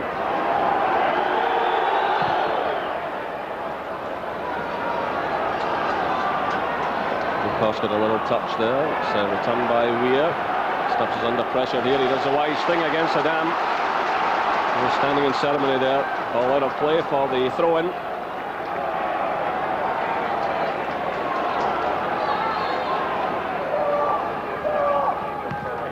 Laid off by Locke. Now it's Weir delivering the cross. The flag has gone up though on this near side, and the assistant referee takes the flag down again as Celtic now try to break forward through Jackie McNamara, and Naismith's with him all the way. And in fact that's Hart's ball. Good defending there by Gary Naismith.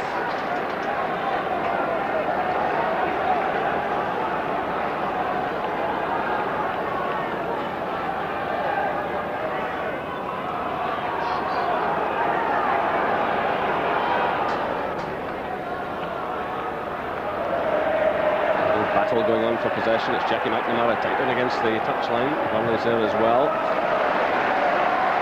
That's ball.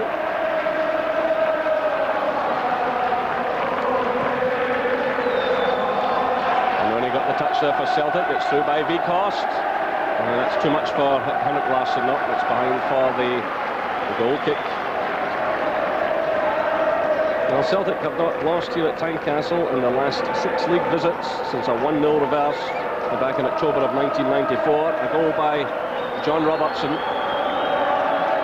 a player with a terrific scoring pedigree against Celtic, but not even a place for Robbo on the bench this afternoon. He's at 14 career goals against Celtic, and certainly the way things are at the moment, there might be a few Hearts fans out there wishing he had the opportunity to come on.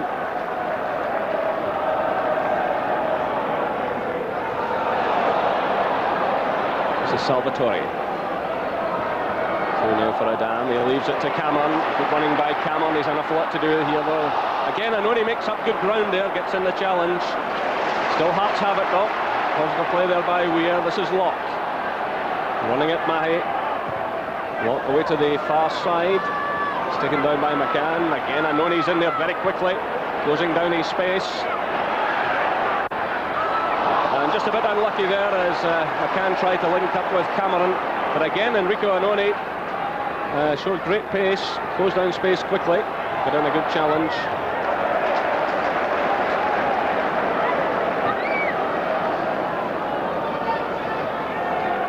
So he's certainly become a bit of a favourite with Celtic fans. It took him a little while to settle in. In fact, it took him a little while to be given his chance, but he certainly grabbed it, and he's shown in important games he can do a good marking job. Well, it's Henrik Larsson taking on Gary Naismith, twisting and turning, trying to get away from the defender. McNamara drives it through. Vicost was in there. This is Burley trying to find an opening. Salvatore's there though for Hearts. Through now for Adam. Nice touch by him to Cameron. But Reaper got the touch for Celtic. They've got possession again through Jackie McNamara. He's supported by Burley. McNamara keeps a run going. Excellent play by McNamara. Chance here for Celtic, and Larsson it was who flicked it through. Well, certainly Vicost and Brattbach were up there. McNamara's given them major problems down the right. He's just too quick for young Naismith and too clever at times. He's a real problem for them. They just can't control McNamara at times today. For me, Hearts have got to change it. They've got to change some sort of a tactical move, even by a substitution, but Celtic at the moment, I think they're comfortable. Well, Katongo, as you speak, Charlie, is starting to ready to come on, but it's certainly Hearts have got to try and get up a few gears here and try and get some pressure on Celtic. But other options this afternoon, as I mentioned earlier, they've Jim Hamilton, the top scorer, with 9 goals, which have all come incidentally in the League Championship, the former Dundee player, and Jose Katongo. He's got a couple of goals so far this season. The other option is Thomas Flugel.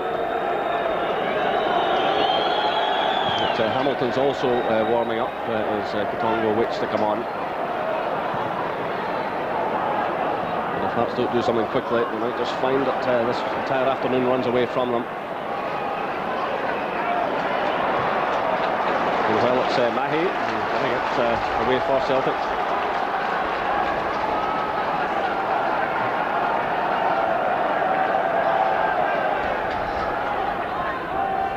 Touch there from Stubbs. Brattbach. Off the head of Fulton. Larsson challenging. He does well to hold off Ritchie. Ball through from McNamara. Good early ball there from McNamara, trying to pick out quite early.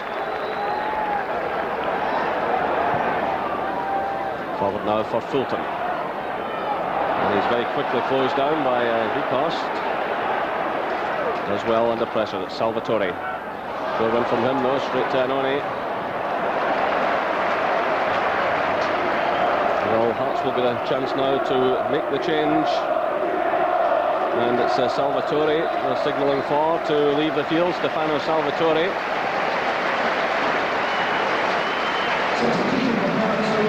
And on comes Jose Katongo. Well, has to be hoped that his trickery can open up some space in the Celtic defence. But Celtic powering forward again. This is Mahi, and immediately it's Katongo who goes to meet him. Vicost. Switch of play for McNamara. The early ball from him again. It's read though by Ritchie. And it's Stubbs under pressure. Does well, steps away from McCann. Through into space now for Larsson to chase. Ritchie's with him, using his strength. And in fact, that's a free kick against the Celtic player. Again, he showed great persistence here, Larsson, but they certainly pulled over the Hearts defender. Free kick.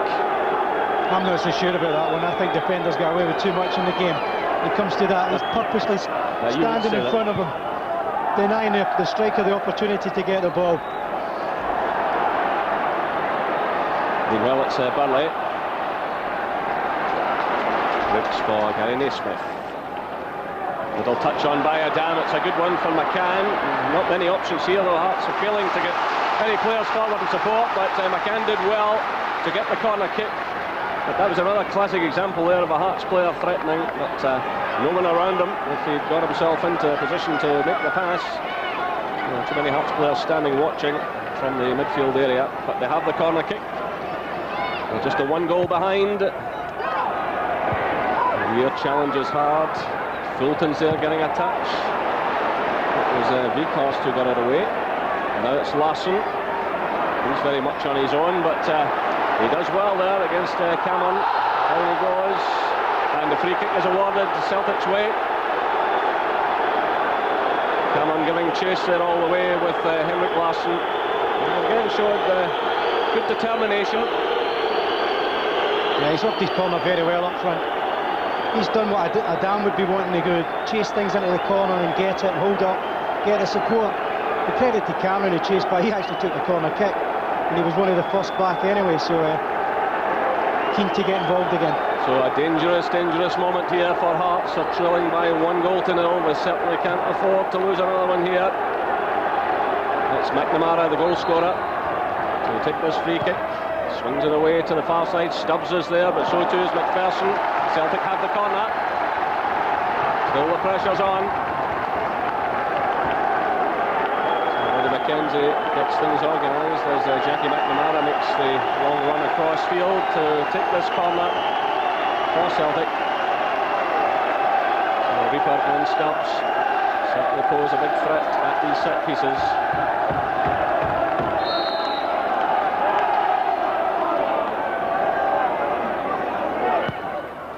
Kamara sends it in. Good confident catch there by Roddy McKenzie. Long kick upfield and only challenge as well though. Breaks now for Fulton. Camera. Katongo.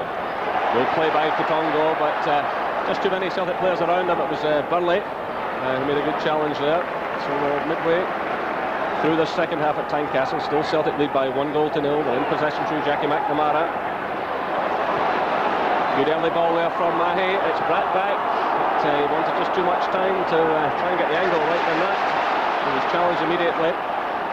Again, it's McNamara though. Ball dropping in behind Henrik Larsson. Good first touch though. Through for Burley. Tries one! And off the top of the bar. Excellent effort from Craig Burley. Almost goal number 12 of the season. But again, good play by McNamara. That was a brilliant touch there by Henrik Larsson. First time effort from Burley and off the top of the crossbar. Yeah, it's typical Celtic. Good first touch from Larsson. But you've seen Burley check his stride. He knew one thing, he was going to get the target. A wonderful effort from Burley. So clever at doing that. With good vision from Larsson. Certainly be adding to those 23 caps in the weeks and months ahead.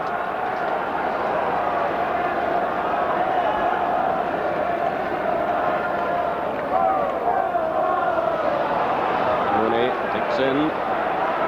Snaps ball up.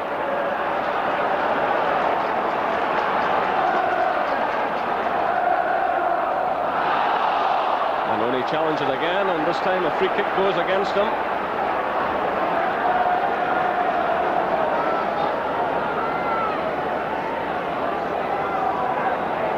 And former Celtic player Steve Fulton to take this one. Former Rangers player David McPherson in his second spell here now goes forward. That's played through. And it's not a good free kick either. That's a throw-in tight against the corner flag to Celtic. Well, I don't believe that. I think he was saying we work all week in the training ground at these things, and Hearts can try to make an absolute mess of the opportunity. And that's what makes it so frustrating for the manager. Fulton. McCann. Locke. Played off by Adam. Jackie McNamara digs in there with Locke. Just Fulton. Hearts are making a determined effort here to get back into this game. It's Weir. Oh, Weir's badly caught there. He was overdoing things. It's Beekhorst now in possession. Back through the middle. Henrik Larsson's on the far side. Still it's Beekhorst. And a good challenge there by Paul Ritchie. He kept very cool indeed. There were 3 Celtic players breaking. Hearts couldn't afford another error. It was all caused by David Weir overdoing things in the middle of the park as he tried to get Hearts forward. So Ritchie to the rescue, but it's only a brief respite. Celtic have the corner kick. But meanwhile, Locke is injured. Gary Locke is on the deck and requiring some treatment. So the Hearts player is leaving the field. Celtic are taking the corner kick. This is Larsson. It's away by Weir, who made the mistake that led to the corner kick. It's good play there by Neil McCann coming back to help out. Good run forward, and that'll surely be a booking now for Burnley. As that was a real opportunity for McCann to get forward, and Burnley has been involved in a couple of challenges like that. So the yellow card after the afternoon is shown to Burnley. Just a few moments earlier, had almost got a second goal for Celtic, but now he gets a yellow card, and I don't think he can complain about that. So Hearts take the free kick that's aimed in towards Adam, who appeared to be barged there a bit by Reaper. This is McCann doing well, getting in a good cross. They're under pressure there. It's Lambert who gets it away. Header there from Anoni. That's Jackie McNamara trying to get Celtic going again. And the referee indicating the throw-in to Hearts. Home fans getting right behind the side here. It's Kitongo who was trying to get forward there. But the ball was out again, and it's a throw-in to Celtic.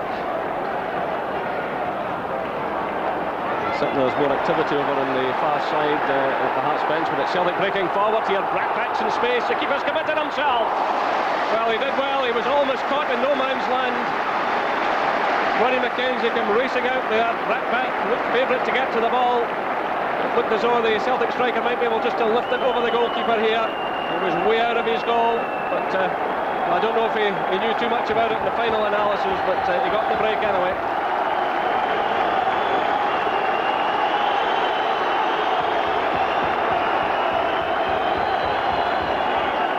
Corner to Celtic. Again, it's Jackie McNamara to take it. And towards the near post this time. And it came off Stubbs. And behind for the goal kick.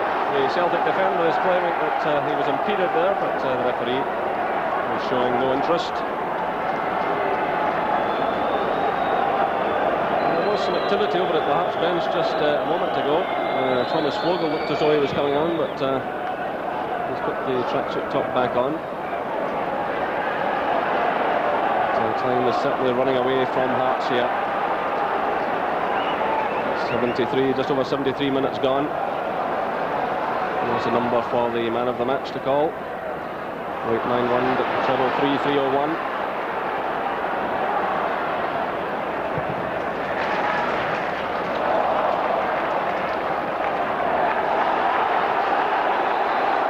The throw-in has been awarded to Celtic, and the assistant referee is unhappy, and in fact indicating now a foul throw by Celtic, so now it goes to Hearts. George Simpson and Alan Thurston are running the lines this afternoon, assisting Bobby Tate. Meanwhile, it's Larsson threading that one through. It's a good ball. Brackback's onside. Surely this time still it's Brackback. And again he lets the opportunity go, and the free kick has been awarded.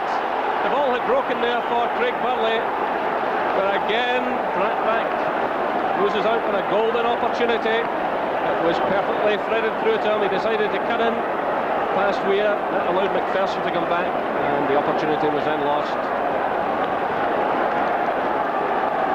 It's not turned out so far to be a happy afternoon for Harold Brackback. But Celtic do have a real opportunity to tie it all up here. The free kick just outside the area. And this is certainly one man who carries a great danger in this type of situation. He scored a spectacular free kick against Aberdeen earlier in the season, but no real test there for Roddy McKenzie.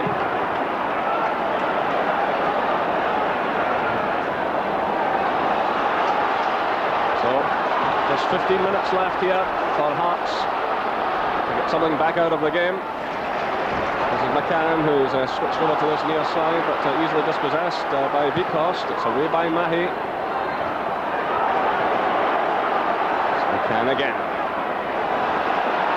Person runs forward to support him. Hearts are committing more and more players forward here. They'll have to be very careful indeed about Celtic breaking. It's Weir sending it in. A bit of hesitancy there by Celtic. A chance is on there for McCann. It's blocked by Reaper and swept away by Stubbs. And that gets the home fans going now. But McCann there, certainly threatening.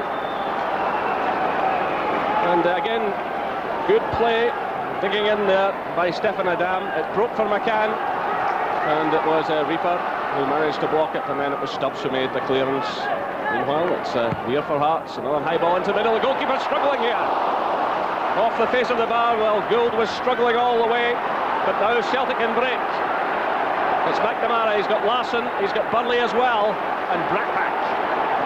The early ball through now from Larson, trying to pick out Burley. Celtic perhaps should have done better there. They had 4 players running forward. But what a lucky break at the other end for Jonathan Gould and Celtic. As the cross come over, the keeper was scrambling. He was in trouble all the way, and the ball came off the face of the bar. So Celtic know there's still work to be done here. Hearts know there is still hope. And this is Stefan Adam.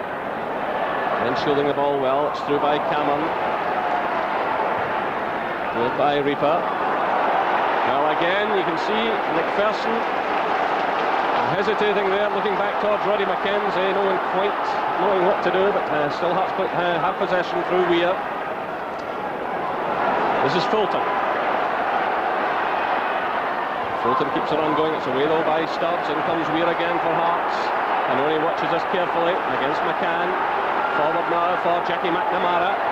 He's got Burley inside, who's in a fair bit of space here. Brackback started a run, but Weir did just enough there to cut that one out. It breaks now for McPherson.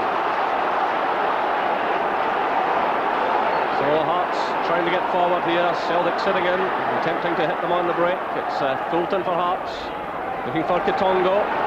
Good challenge here by Mahi. Now it's Burley across for McNamara. Anoni starts to run forward on the right hand side. Still it's McNamara. Anoni's calling for it. And he's challenged late there by Naismith. And he's been called over by the referee. Late challenge going in. And this will be the second caution of the afternoon. Burley was shown the yellow card just a moment ago. And now Naismith. But the game has been played in a good spirit. It's been a hard match. Played mainly in a good spirit. Just the 2 yellow cards, as I mentioned, from match referee Bobby Tate. So a bit of activity there now, and it's Thomas Flogel who's preparing to come on. A player who turned out just over 350 times for Austria Vienna. Maybe a double substitution. Gerard have also got Jim Hamilton. Well, they certainly need his goals threat at this stage as well, but there's a bit of work to be done before these 2 players can come on. It's a free kick to Celtic. Can they finish it here? It's Larson. And the referee points down for the goal kick. So Hearts will now be able to make that double substitution. They've already committed Jose Kitongo, so this is the final throw of the dice this afternoon by Jim Jeffries. Still the wait to come on. Smith loses out there. It's picked up by Brackback. Now it's Vicost.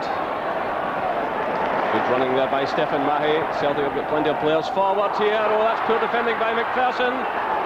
Brackback tried to lay it off there for Jackie McNamara. It wasn't a good ball. It's McCann coming back to help out. Still it's McNamara for Celtic. Sending it through looking for Lambert. Well, good running there. Good support from Lambert, but he knows he didn't hit that one quite the way he wanted. No, he didn't catch it clean, but the opportunity was missed again by Bratback. And then a bad layoff from McNamara. And he retrieved the situation. You see Adam and Colin Cameron now going off. You can wait for Hamilton and Flogo. I think this might be a bit too late for Hearts. I've got to really change something. They're now throwing everything on. Interested to see how this last 10 minutes or so is going to go. So certainly there is a fresh goals threat. Jim Hamilton with 9 goals. And he comes into the fray, and Thomas Flogo, who's managed 6 so far this season. Flogo had offers to go to Holland, Belgium and France. He decided to come here to Tynecastle. So we're hoping now that he can do something for Hearts in these final stages. High into the air by David McPherson. Well, he won all of the major honours with Rangers, domestic honours, played in the Champions League. So we'd love to add something for Hearts. Making, incidentally, his 500th Premier Division appearance this afternoon, David McPherson. We'd wish it to be a happier occasion. Here's another chance on for Celtic. It's through for Burnley, and it's Fulton. Well, these two, as I've said, have been scrapping away all afternoon. And Fulton does extremely well there. The ball was just laid on for Burnley, but again it's given away. It's Jackie McNamara who's been hugely influential for Celtic again this afternoon. What a difference in his play since when Janssen arrived, pushed him forward from the right back position where perhaps his defensive qualities weren't everything they might be, but in this wing back role he's excelling, and this finishes it surely now. Yes! Well, it's a missed hit by right back, but the flag's up on the far side. The flag's up on the far side. The goal is being disallowed. Well, it seemed a complete miscue again by Bratback. But as the ball was delivered there, just offside, he didn't connect properly with it. It rolled into the net, but the flag was raised on the far side by George Simpson. So, still Hearts have a chance to do something in this match. Still 1-0 to Celtic. It's time running away from the home side. Really just got to launch everything forward now. This is McCann.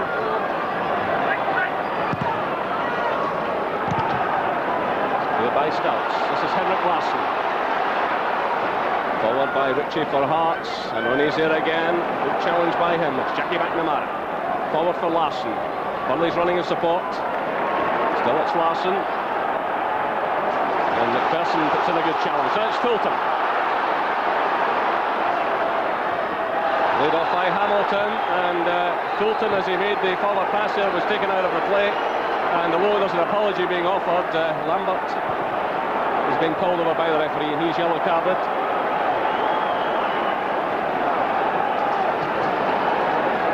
So Hearts alive and kicking here. They've still got a chance. It looked there as though it was all over for them as Bratback touched the ball into the back of the net. But the goal disallowed for offside. Now it's a free kick to Hearts, and there's a bit of a chat going on there between the Celtic officials and the linesman, assistant referee. That's a possession again through Fulton, going forward looking for Hamilton. This is McCann. Katongo taking on Mahi. Solid challenge by him. Throw in. Two Hearts. It's Katongo again. Holding off the challenge. It's Weir. That's a poor effort. Ball high in the air and dropping behind for the goal kick.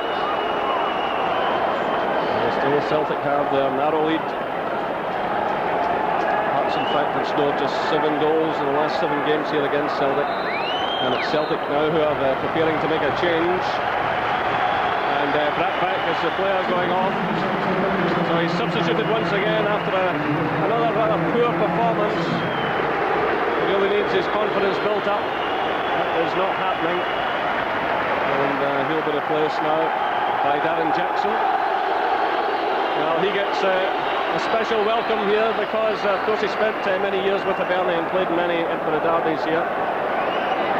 But he's long enough in the tooth not to let the crowd get to him. But right away,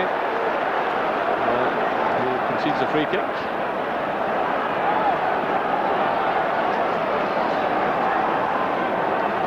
So Just over 5 minutes left for Hearts to take something from this afternoon. Rangers fans will be looking on with interest here as well. There's an opportunity. Weir sends it in. The great save by the goalkeeper by Gould. Well, the goalkeeper must have seen that one really late. It was Weir who stabbed it through. Great reaction from Gould, and he's under pressure again. And another good save, this time from Naismith. Superb save there from Jonathan Gould. Just watch this. It was Hamilton who laid it off. First time effort from Weir. Good save by the keeper. An important save by Jonathan Gould, which could mean that Celtic are top of the league in just a few minutes' time. But there could be further dramas to come here at Tynecastle. But that's a warning for Celtic.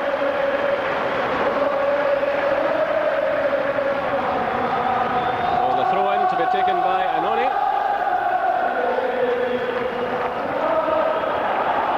It's led off by Locke. Forward now by Naismith.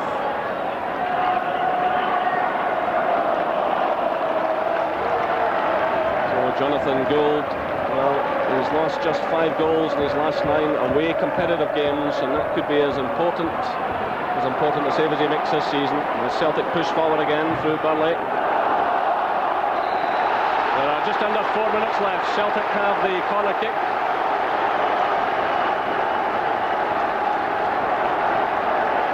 So another opportunity for them to finish it all off here and take the pressure off themselves for the last few minutes. And Jackson's practically on the goal line. Reaper's up there as well. If Cost is challenging. And eventually it goes behind of Henrik Larsson. Well, his goal here in the 2-1 win last October was the 700th away goal by Celtic in the Premier Division. He certainly had chances this afternoon to add to that. So it's Jackie McNamara, who's just been voted man of the match by our viewers, surging forward, setting up a chance here for Mahy! Off the underside of the bar and away by Ritchie. Again, McNamara was involved. And Mahy coming so close to his first goal for Celtic, off the underside of the bar, but again, excellent play by Jackie McNamara, teeing up this opportunity for Stephen Mahy. And so unlucky. Yeah, it's brilliant play. McNamara sucked 3 in, good touch, and then the keeper does well, he moves on to the bar. It's a great strike from Mahy. So the final minutes ticking away. Hearts chasing hard here for the equaliser. This is Naismith. Oh, the ball bobbled there. I think he was a bit unfortunate. The break's on for Celtic now. And Oney's away in a run as Henrik Larsson picks up possession. Burley's in support. Darren Jackson's forward as well. It's through now for Jackson. David McPherson's giving chase. That ball's out of play though. Well, Jackson's running with it, but the ball had clearly gone behind. And in fairness to Darren Jackson, the weight of the pass wasn't the best, and he had to do a bit of running there into a tight situation, being pursued all the way by David McPherson. Just under 2 minutes left. So there is the man of the match, Bell's man of the match, voted by the viewers, Jackie McNamara. He also got the goal that separates the team so far this afternoon. Just about 90 seconds left, plus any stoppage time to be added on. Through now by Ritchie. Well, Hearts have still to go to Celtic Park, and they've still to play Rangers twice here and at Ibrox. There's a lot of football still to be played, and Celtic now are facing a bit of pressure with just over a minute left. But now Anoni is being spoken to by the referee, and he'll become the 3rd Celtic player booked this afternoon. Burnley, Lambert and Anoni, and Naismith also yellow carded for Hearts. So the referee has handled the game firmly and fairly. So can Hearts cash in the final minute here at Tynecastle? They've pushed forward. It's wide of target. Well, the Hearts players are claiming there was a deflection there, but the referee points down for the goal kick. Certainly there was a lot of pressure on here. Players. It's David Weir who gets the last touch on it. But you could have threw a blank over the Hearts. aerial threat there. There's 4 of them all together. Again, no real variation in any of the set pieces. And like most of everything they've done today is just phased out. Well, Celtic held the league leadership for a week earlier in the season. They're now just seconds away from it. And there was a very important save by Jonathan Gould. And there's another effort going in, this time from Hamilton, as we move into stoppage time here at Tynecastle. Hearts showing defiance till the end, and it was Hamilton with the overhead kick. And just watched carefully there by Jonathan Gould. But it was McNamara who scored the goal, but Jonathan Gould, who's had a remarkable record since joining Celtic, made a hugely important save that might just make all the difference to this championship race. He's struggling there. This is Kitongo. Weir sends it through, and Oni's there though. And he's giving very little breathing space this afternoon to Neil McCann. And now Celtic have the throw. Deep inside Hearts territory. Another few seconds take away. That's almost a minute of stoppage time played here.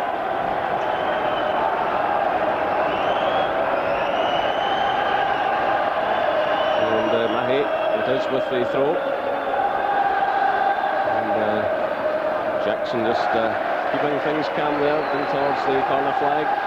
The referee checks his watch.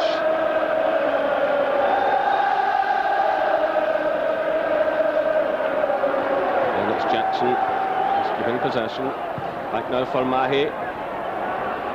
Touchdown there by Henrik Larsson for Jackie McNamara. Well into stoppage time, so it's McNamara. Slip though at the vital moment.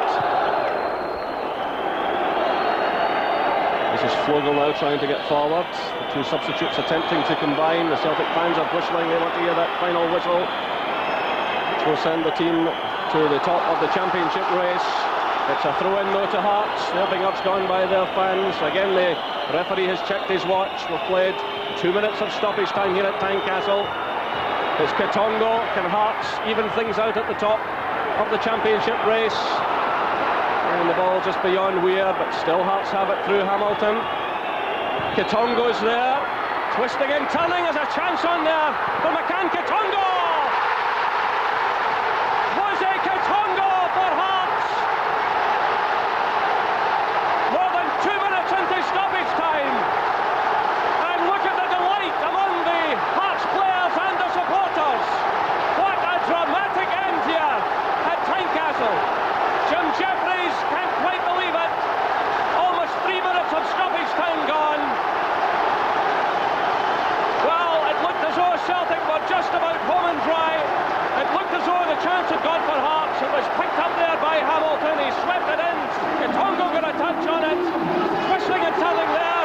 McCann had an effort. And then Kitongo, with the help of a deflection, makes it Hearts 1, Celtic 1. This championship looks as though it might go to the wire. The final whistle sounds. What a dramatic afternoon as we watch this replay again. The final whistle is gone here. It was Kitongo, a deflection, and 1 goal apiece. What a finish, Charlie Nicholas. Absolutely unbelievable. I have to say though, I don't think Hearts really deserved much from this game. They didn't really do enough for me today to convince me they can be championship winners. Celtic did, on the other hand. I thought they would come out of this game with the most credit because they were the strongest side again today. The drama at the end, the deflection of Stefan Mahi, which he could do nothing about, but the changes that Hearts had to make finally paid their way. The Hamilton's persistence, and then it's a bit of skill and trickery from Kitongo. It can go anywhere. The same happened for Celtic. They got a break in the first half. Flow goes in and about it. They've got to pressurise, and that's what they do well. And then they get a lucky break. Jonathan Gould this time can't bail Celtic out. We've also got to say, Charlie, that Celtic had so many opportunities to finish this off that really, maybe in the end, the can have no complaints. They can only blame themselves, Jerry, because Bratback, Larsson in the first half with various opportunities, Bratback in particular, needs to find his goal scoring touch, because if he doesn't, then other players will need to fill that post. So, you know, disappointment for Bratback, but at the same time, Hearts have stole a point. Well, let's join Paul Cooney now, who's with Jose Katongo and Jackie McNamara. Jackie, how do you feel at the end of that? I bet you can't believe it. Absolutely. Boys, after that, totally dominated the match. Should have won the game with at least 3 or 4 goals, and disappointing to lose a crappy goal at the end. It was so much like the Rangers game yesterday, because they dominated against Dunfermline, and you just felt as time went on, people were saying, is it going to be the same this afternoon? Well, I don't know. I mean, we had the chances to kill them a right few times in the match, which didn't do. And they've been lucky enough to get that goal at the end. What about your goal itself? You took it really well there, and it's a good time just before half-time. Yeah, it was a good time for us to score. I think we commanded that time. We hit the post and a few other chances, so it was a good time to score, but I was disappointed we didn't take the 3 points today, what we deserved. Jose, you came on there, and what an impression you made. Tell us about the goal. I think it's a very good goal, because we play very good. Still dominated the game, but we score 1 point. This is very good.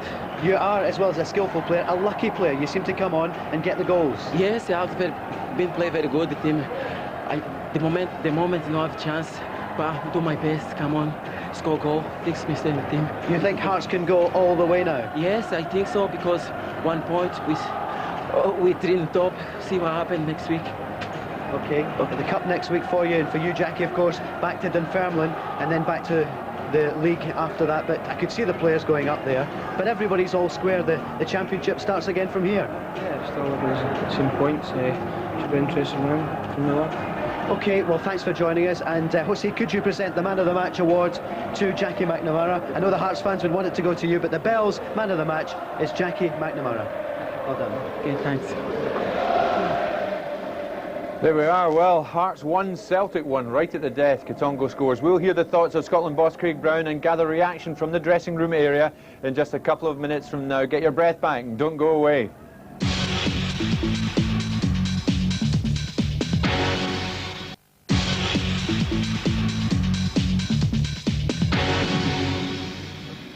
Welcome back. Well, it finished Hearts 1, Celtic 1 here at Tynecastle this afternoon. The late equaliser from Jose Katongo. We've heard from him. Let's hear now from Jim Jeffries, who's with Paul Cooney. Yep, I've managed to drag him out the dressing room. Jim, how did you feel when the ball hit the back of the net there?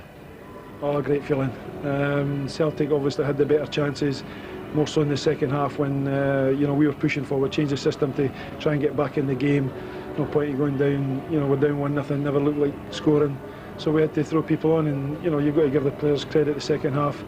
You know, they battled away. We tore them at half time. We never felt like, again, the situation where no believing in themselves and letting people down. But at least they gave me the effort the second half. You know, and Celtic are a hard team to beat. And you know, they had so many chances. Did you feel it was going away from you? Yeah, they had chances because Hearts were pushing forward.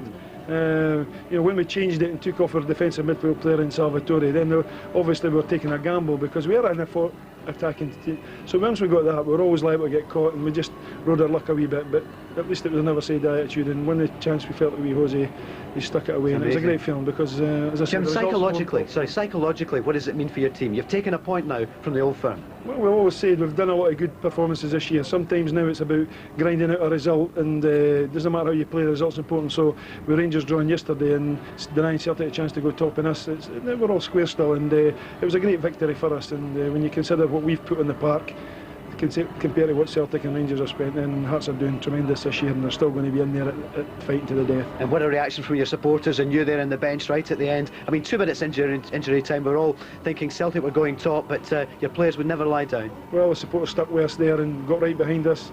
I know I'm a supporter myself, and obviously we were looking to, you know, try and just maybe snatch one to death. We certainly put them under a wee bit more pressure the last 10 minutes. Are you going to win the title?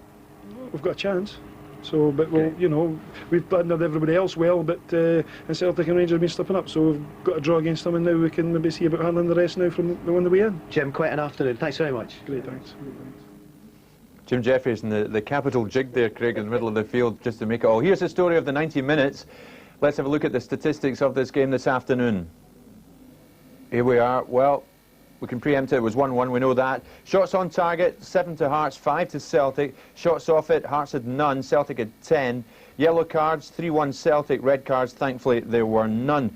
Craig, did you enjoy the game? It certainly was thoroughly entertaining, wasn't it? Yeah, great game. I thoroughly enjoyed it. I did diplomatically predict a draw, and we got the draw, but it should never have been a draw. Celtic had the greater possession and more chances in the second half, and I couldn't believe them conceding possession out wide in the left. We're in injury time. Yeah. They had possession of the ball, and they elected to play it out of You want to hold on to it. I think Darren Jackson threw the ball in maybe when he shouldn't have. Well, maybe keep it in the corner so they kill the game, and the game just peters out then. But they played the ball across, and of course Hearts went up to the other end and scored. I thought great tenacity from Hearts. That just typifies Jim Jeffries' teams. They fight to the bitter end, and all credit to them. And Paul Cooney is right when he said there that Katongo has a habit of coming on and scoring a fairly crucial goal, and he's done it again. And let's have a look.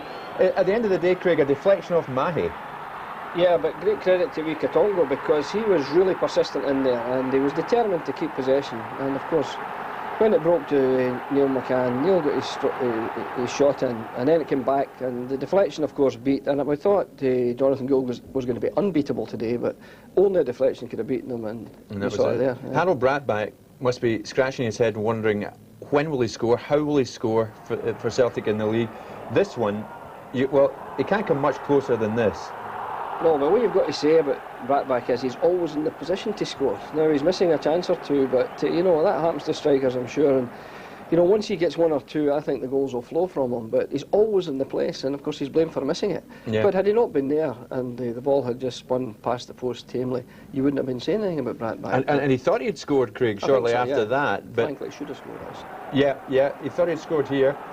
Yeah, I thought, but he was definitely offside there. He moved just a minute or two too early. Had he stayed behind the ball before it was crossed and then gone on, we would have been okay. But yeah, he would have been all right. But even at that, he kind of mishit it. He sclaffed it, but still, you know, he could still have got that ball by delaying his run. And you know, the strikers do that. They tend to just stop and then burst into the near post when the cross is played, so that they're onside. But he was too eager, I think, too enthusiastic, and went ahead of the ball. So I know you'll be pleased, Craig, with David Weir coming on today. It was a surprise. That his inclusion was a surprise to all of us. But he came on, played the 90 minutes, and almost got one by Jonathan Gould at the end here. Yeah, David Weir did well. He was up in good support. That's a wonderful save, an excellent save. You know, he has no time to get down there, but Jonathan Gould does exceptionally well. And you know, we thought at the time that would probably keep the 3 points going Celtic's way, but you know, we reckon without the persistence of Hearts. And Mahe, the Frenchman, is quite an aggressive player. He's been quite a surprise all round. He came close towards the end here, fingertipped onto the bar by McKenzie. So there's Jackie. We were raving about McNamara most of the time. This is a very good save, and you've got to give the young guy McKenzie credit for that. He stood up well to it, managed to get onto the bar, because it looked, to all intents and purposes, net bound when it left Mahe's foot, but good goalkeeping. And now it's neck and neck, Hearts, Celtic and Rangers.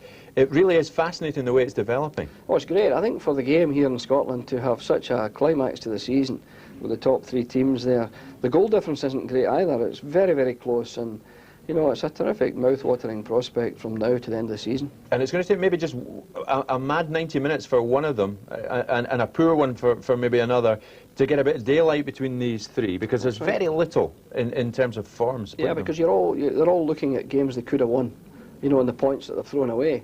But I think they've got to start now. Obviously, they'll do this and say, look, we don't throw any more points away, and we're very consistent from now. And the team that is consistent from now to the end of the season will win this championship. And I think it's wide open. It is wide open. Let's hear what... Well, Wim Jansen must be a bit disappointed that Celtic didn't get 3 points. He's now with Paul Cooney.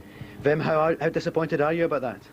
Yes, very disappointed about the result, of course, because I think we deserve to win this game. We were much better, and we had a lot of chances to score the 2 and 3-0. We didn't do it, and then, yeah, you never know. You see, game is always 90 minutes and even more, and then you can get a goal. But I think the way we play was very good today. Are you annoyed with your players, though, for not finishing off so many chances? Yes, of course, you always want to finish that game, but you know, the longer it takes, only 0, they get a chance, they change, and you never know what happened, and you see today. And Harold Bradback had a goal disallowed, then you took him off, and he had a few real chances. Do you think he just needs this goal to get confidence? Yeah, if he scored the second goal today, the game was over. Everybody knew that, and no, the game may be a few seconds too long for us today. What do you feel? You're a wily old fox. You've been in the game for so long. Luck plays a part in it. Do you feel the luck was against you there today? Yeah, for the result, the luck was against us. The way we play, I think we dominate the game and we had a lot of chances, and we should win this game normally today. They used to say there's only 2 teams in Scotland. It's not the case now, is it? Hearts really are proving a real force. Yeah, everybody knows we are 3 on top, and the coming games are very important for all the teams, and we know that. And today was very disappointed for us, and we have to leave this behind us and look to the next game, because the next game is even more important than now. And maybe you'll be smiling after that one. Wim, thanks for joining us. You're welcome. You're welcome. Well, good for Wim Jansen. He's putting a brave face in it, and he's absolutely right, Craig, because Celtic dominated today, didn't they? They did. They should have won the game. There's no question of that. As I understand, Rangers should have won yesterday.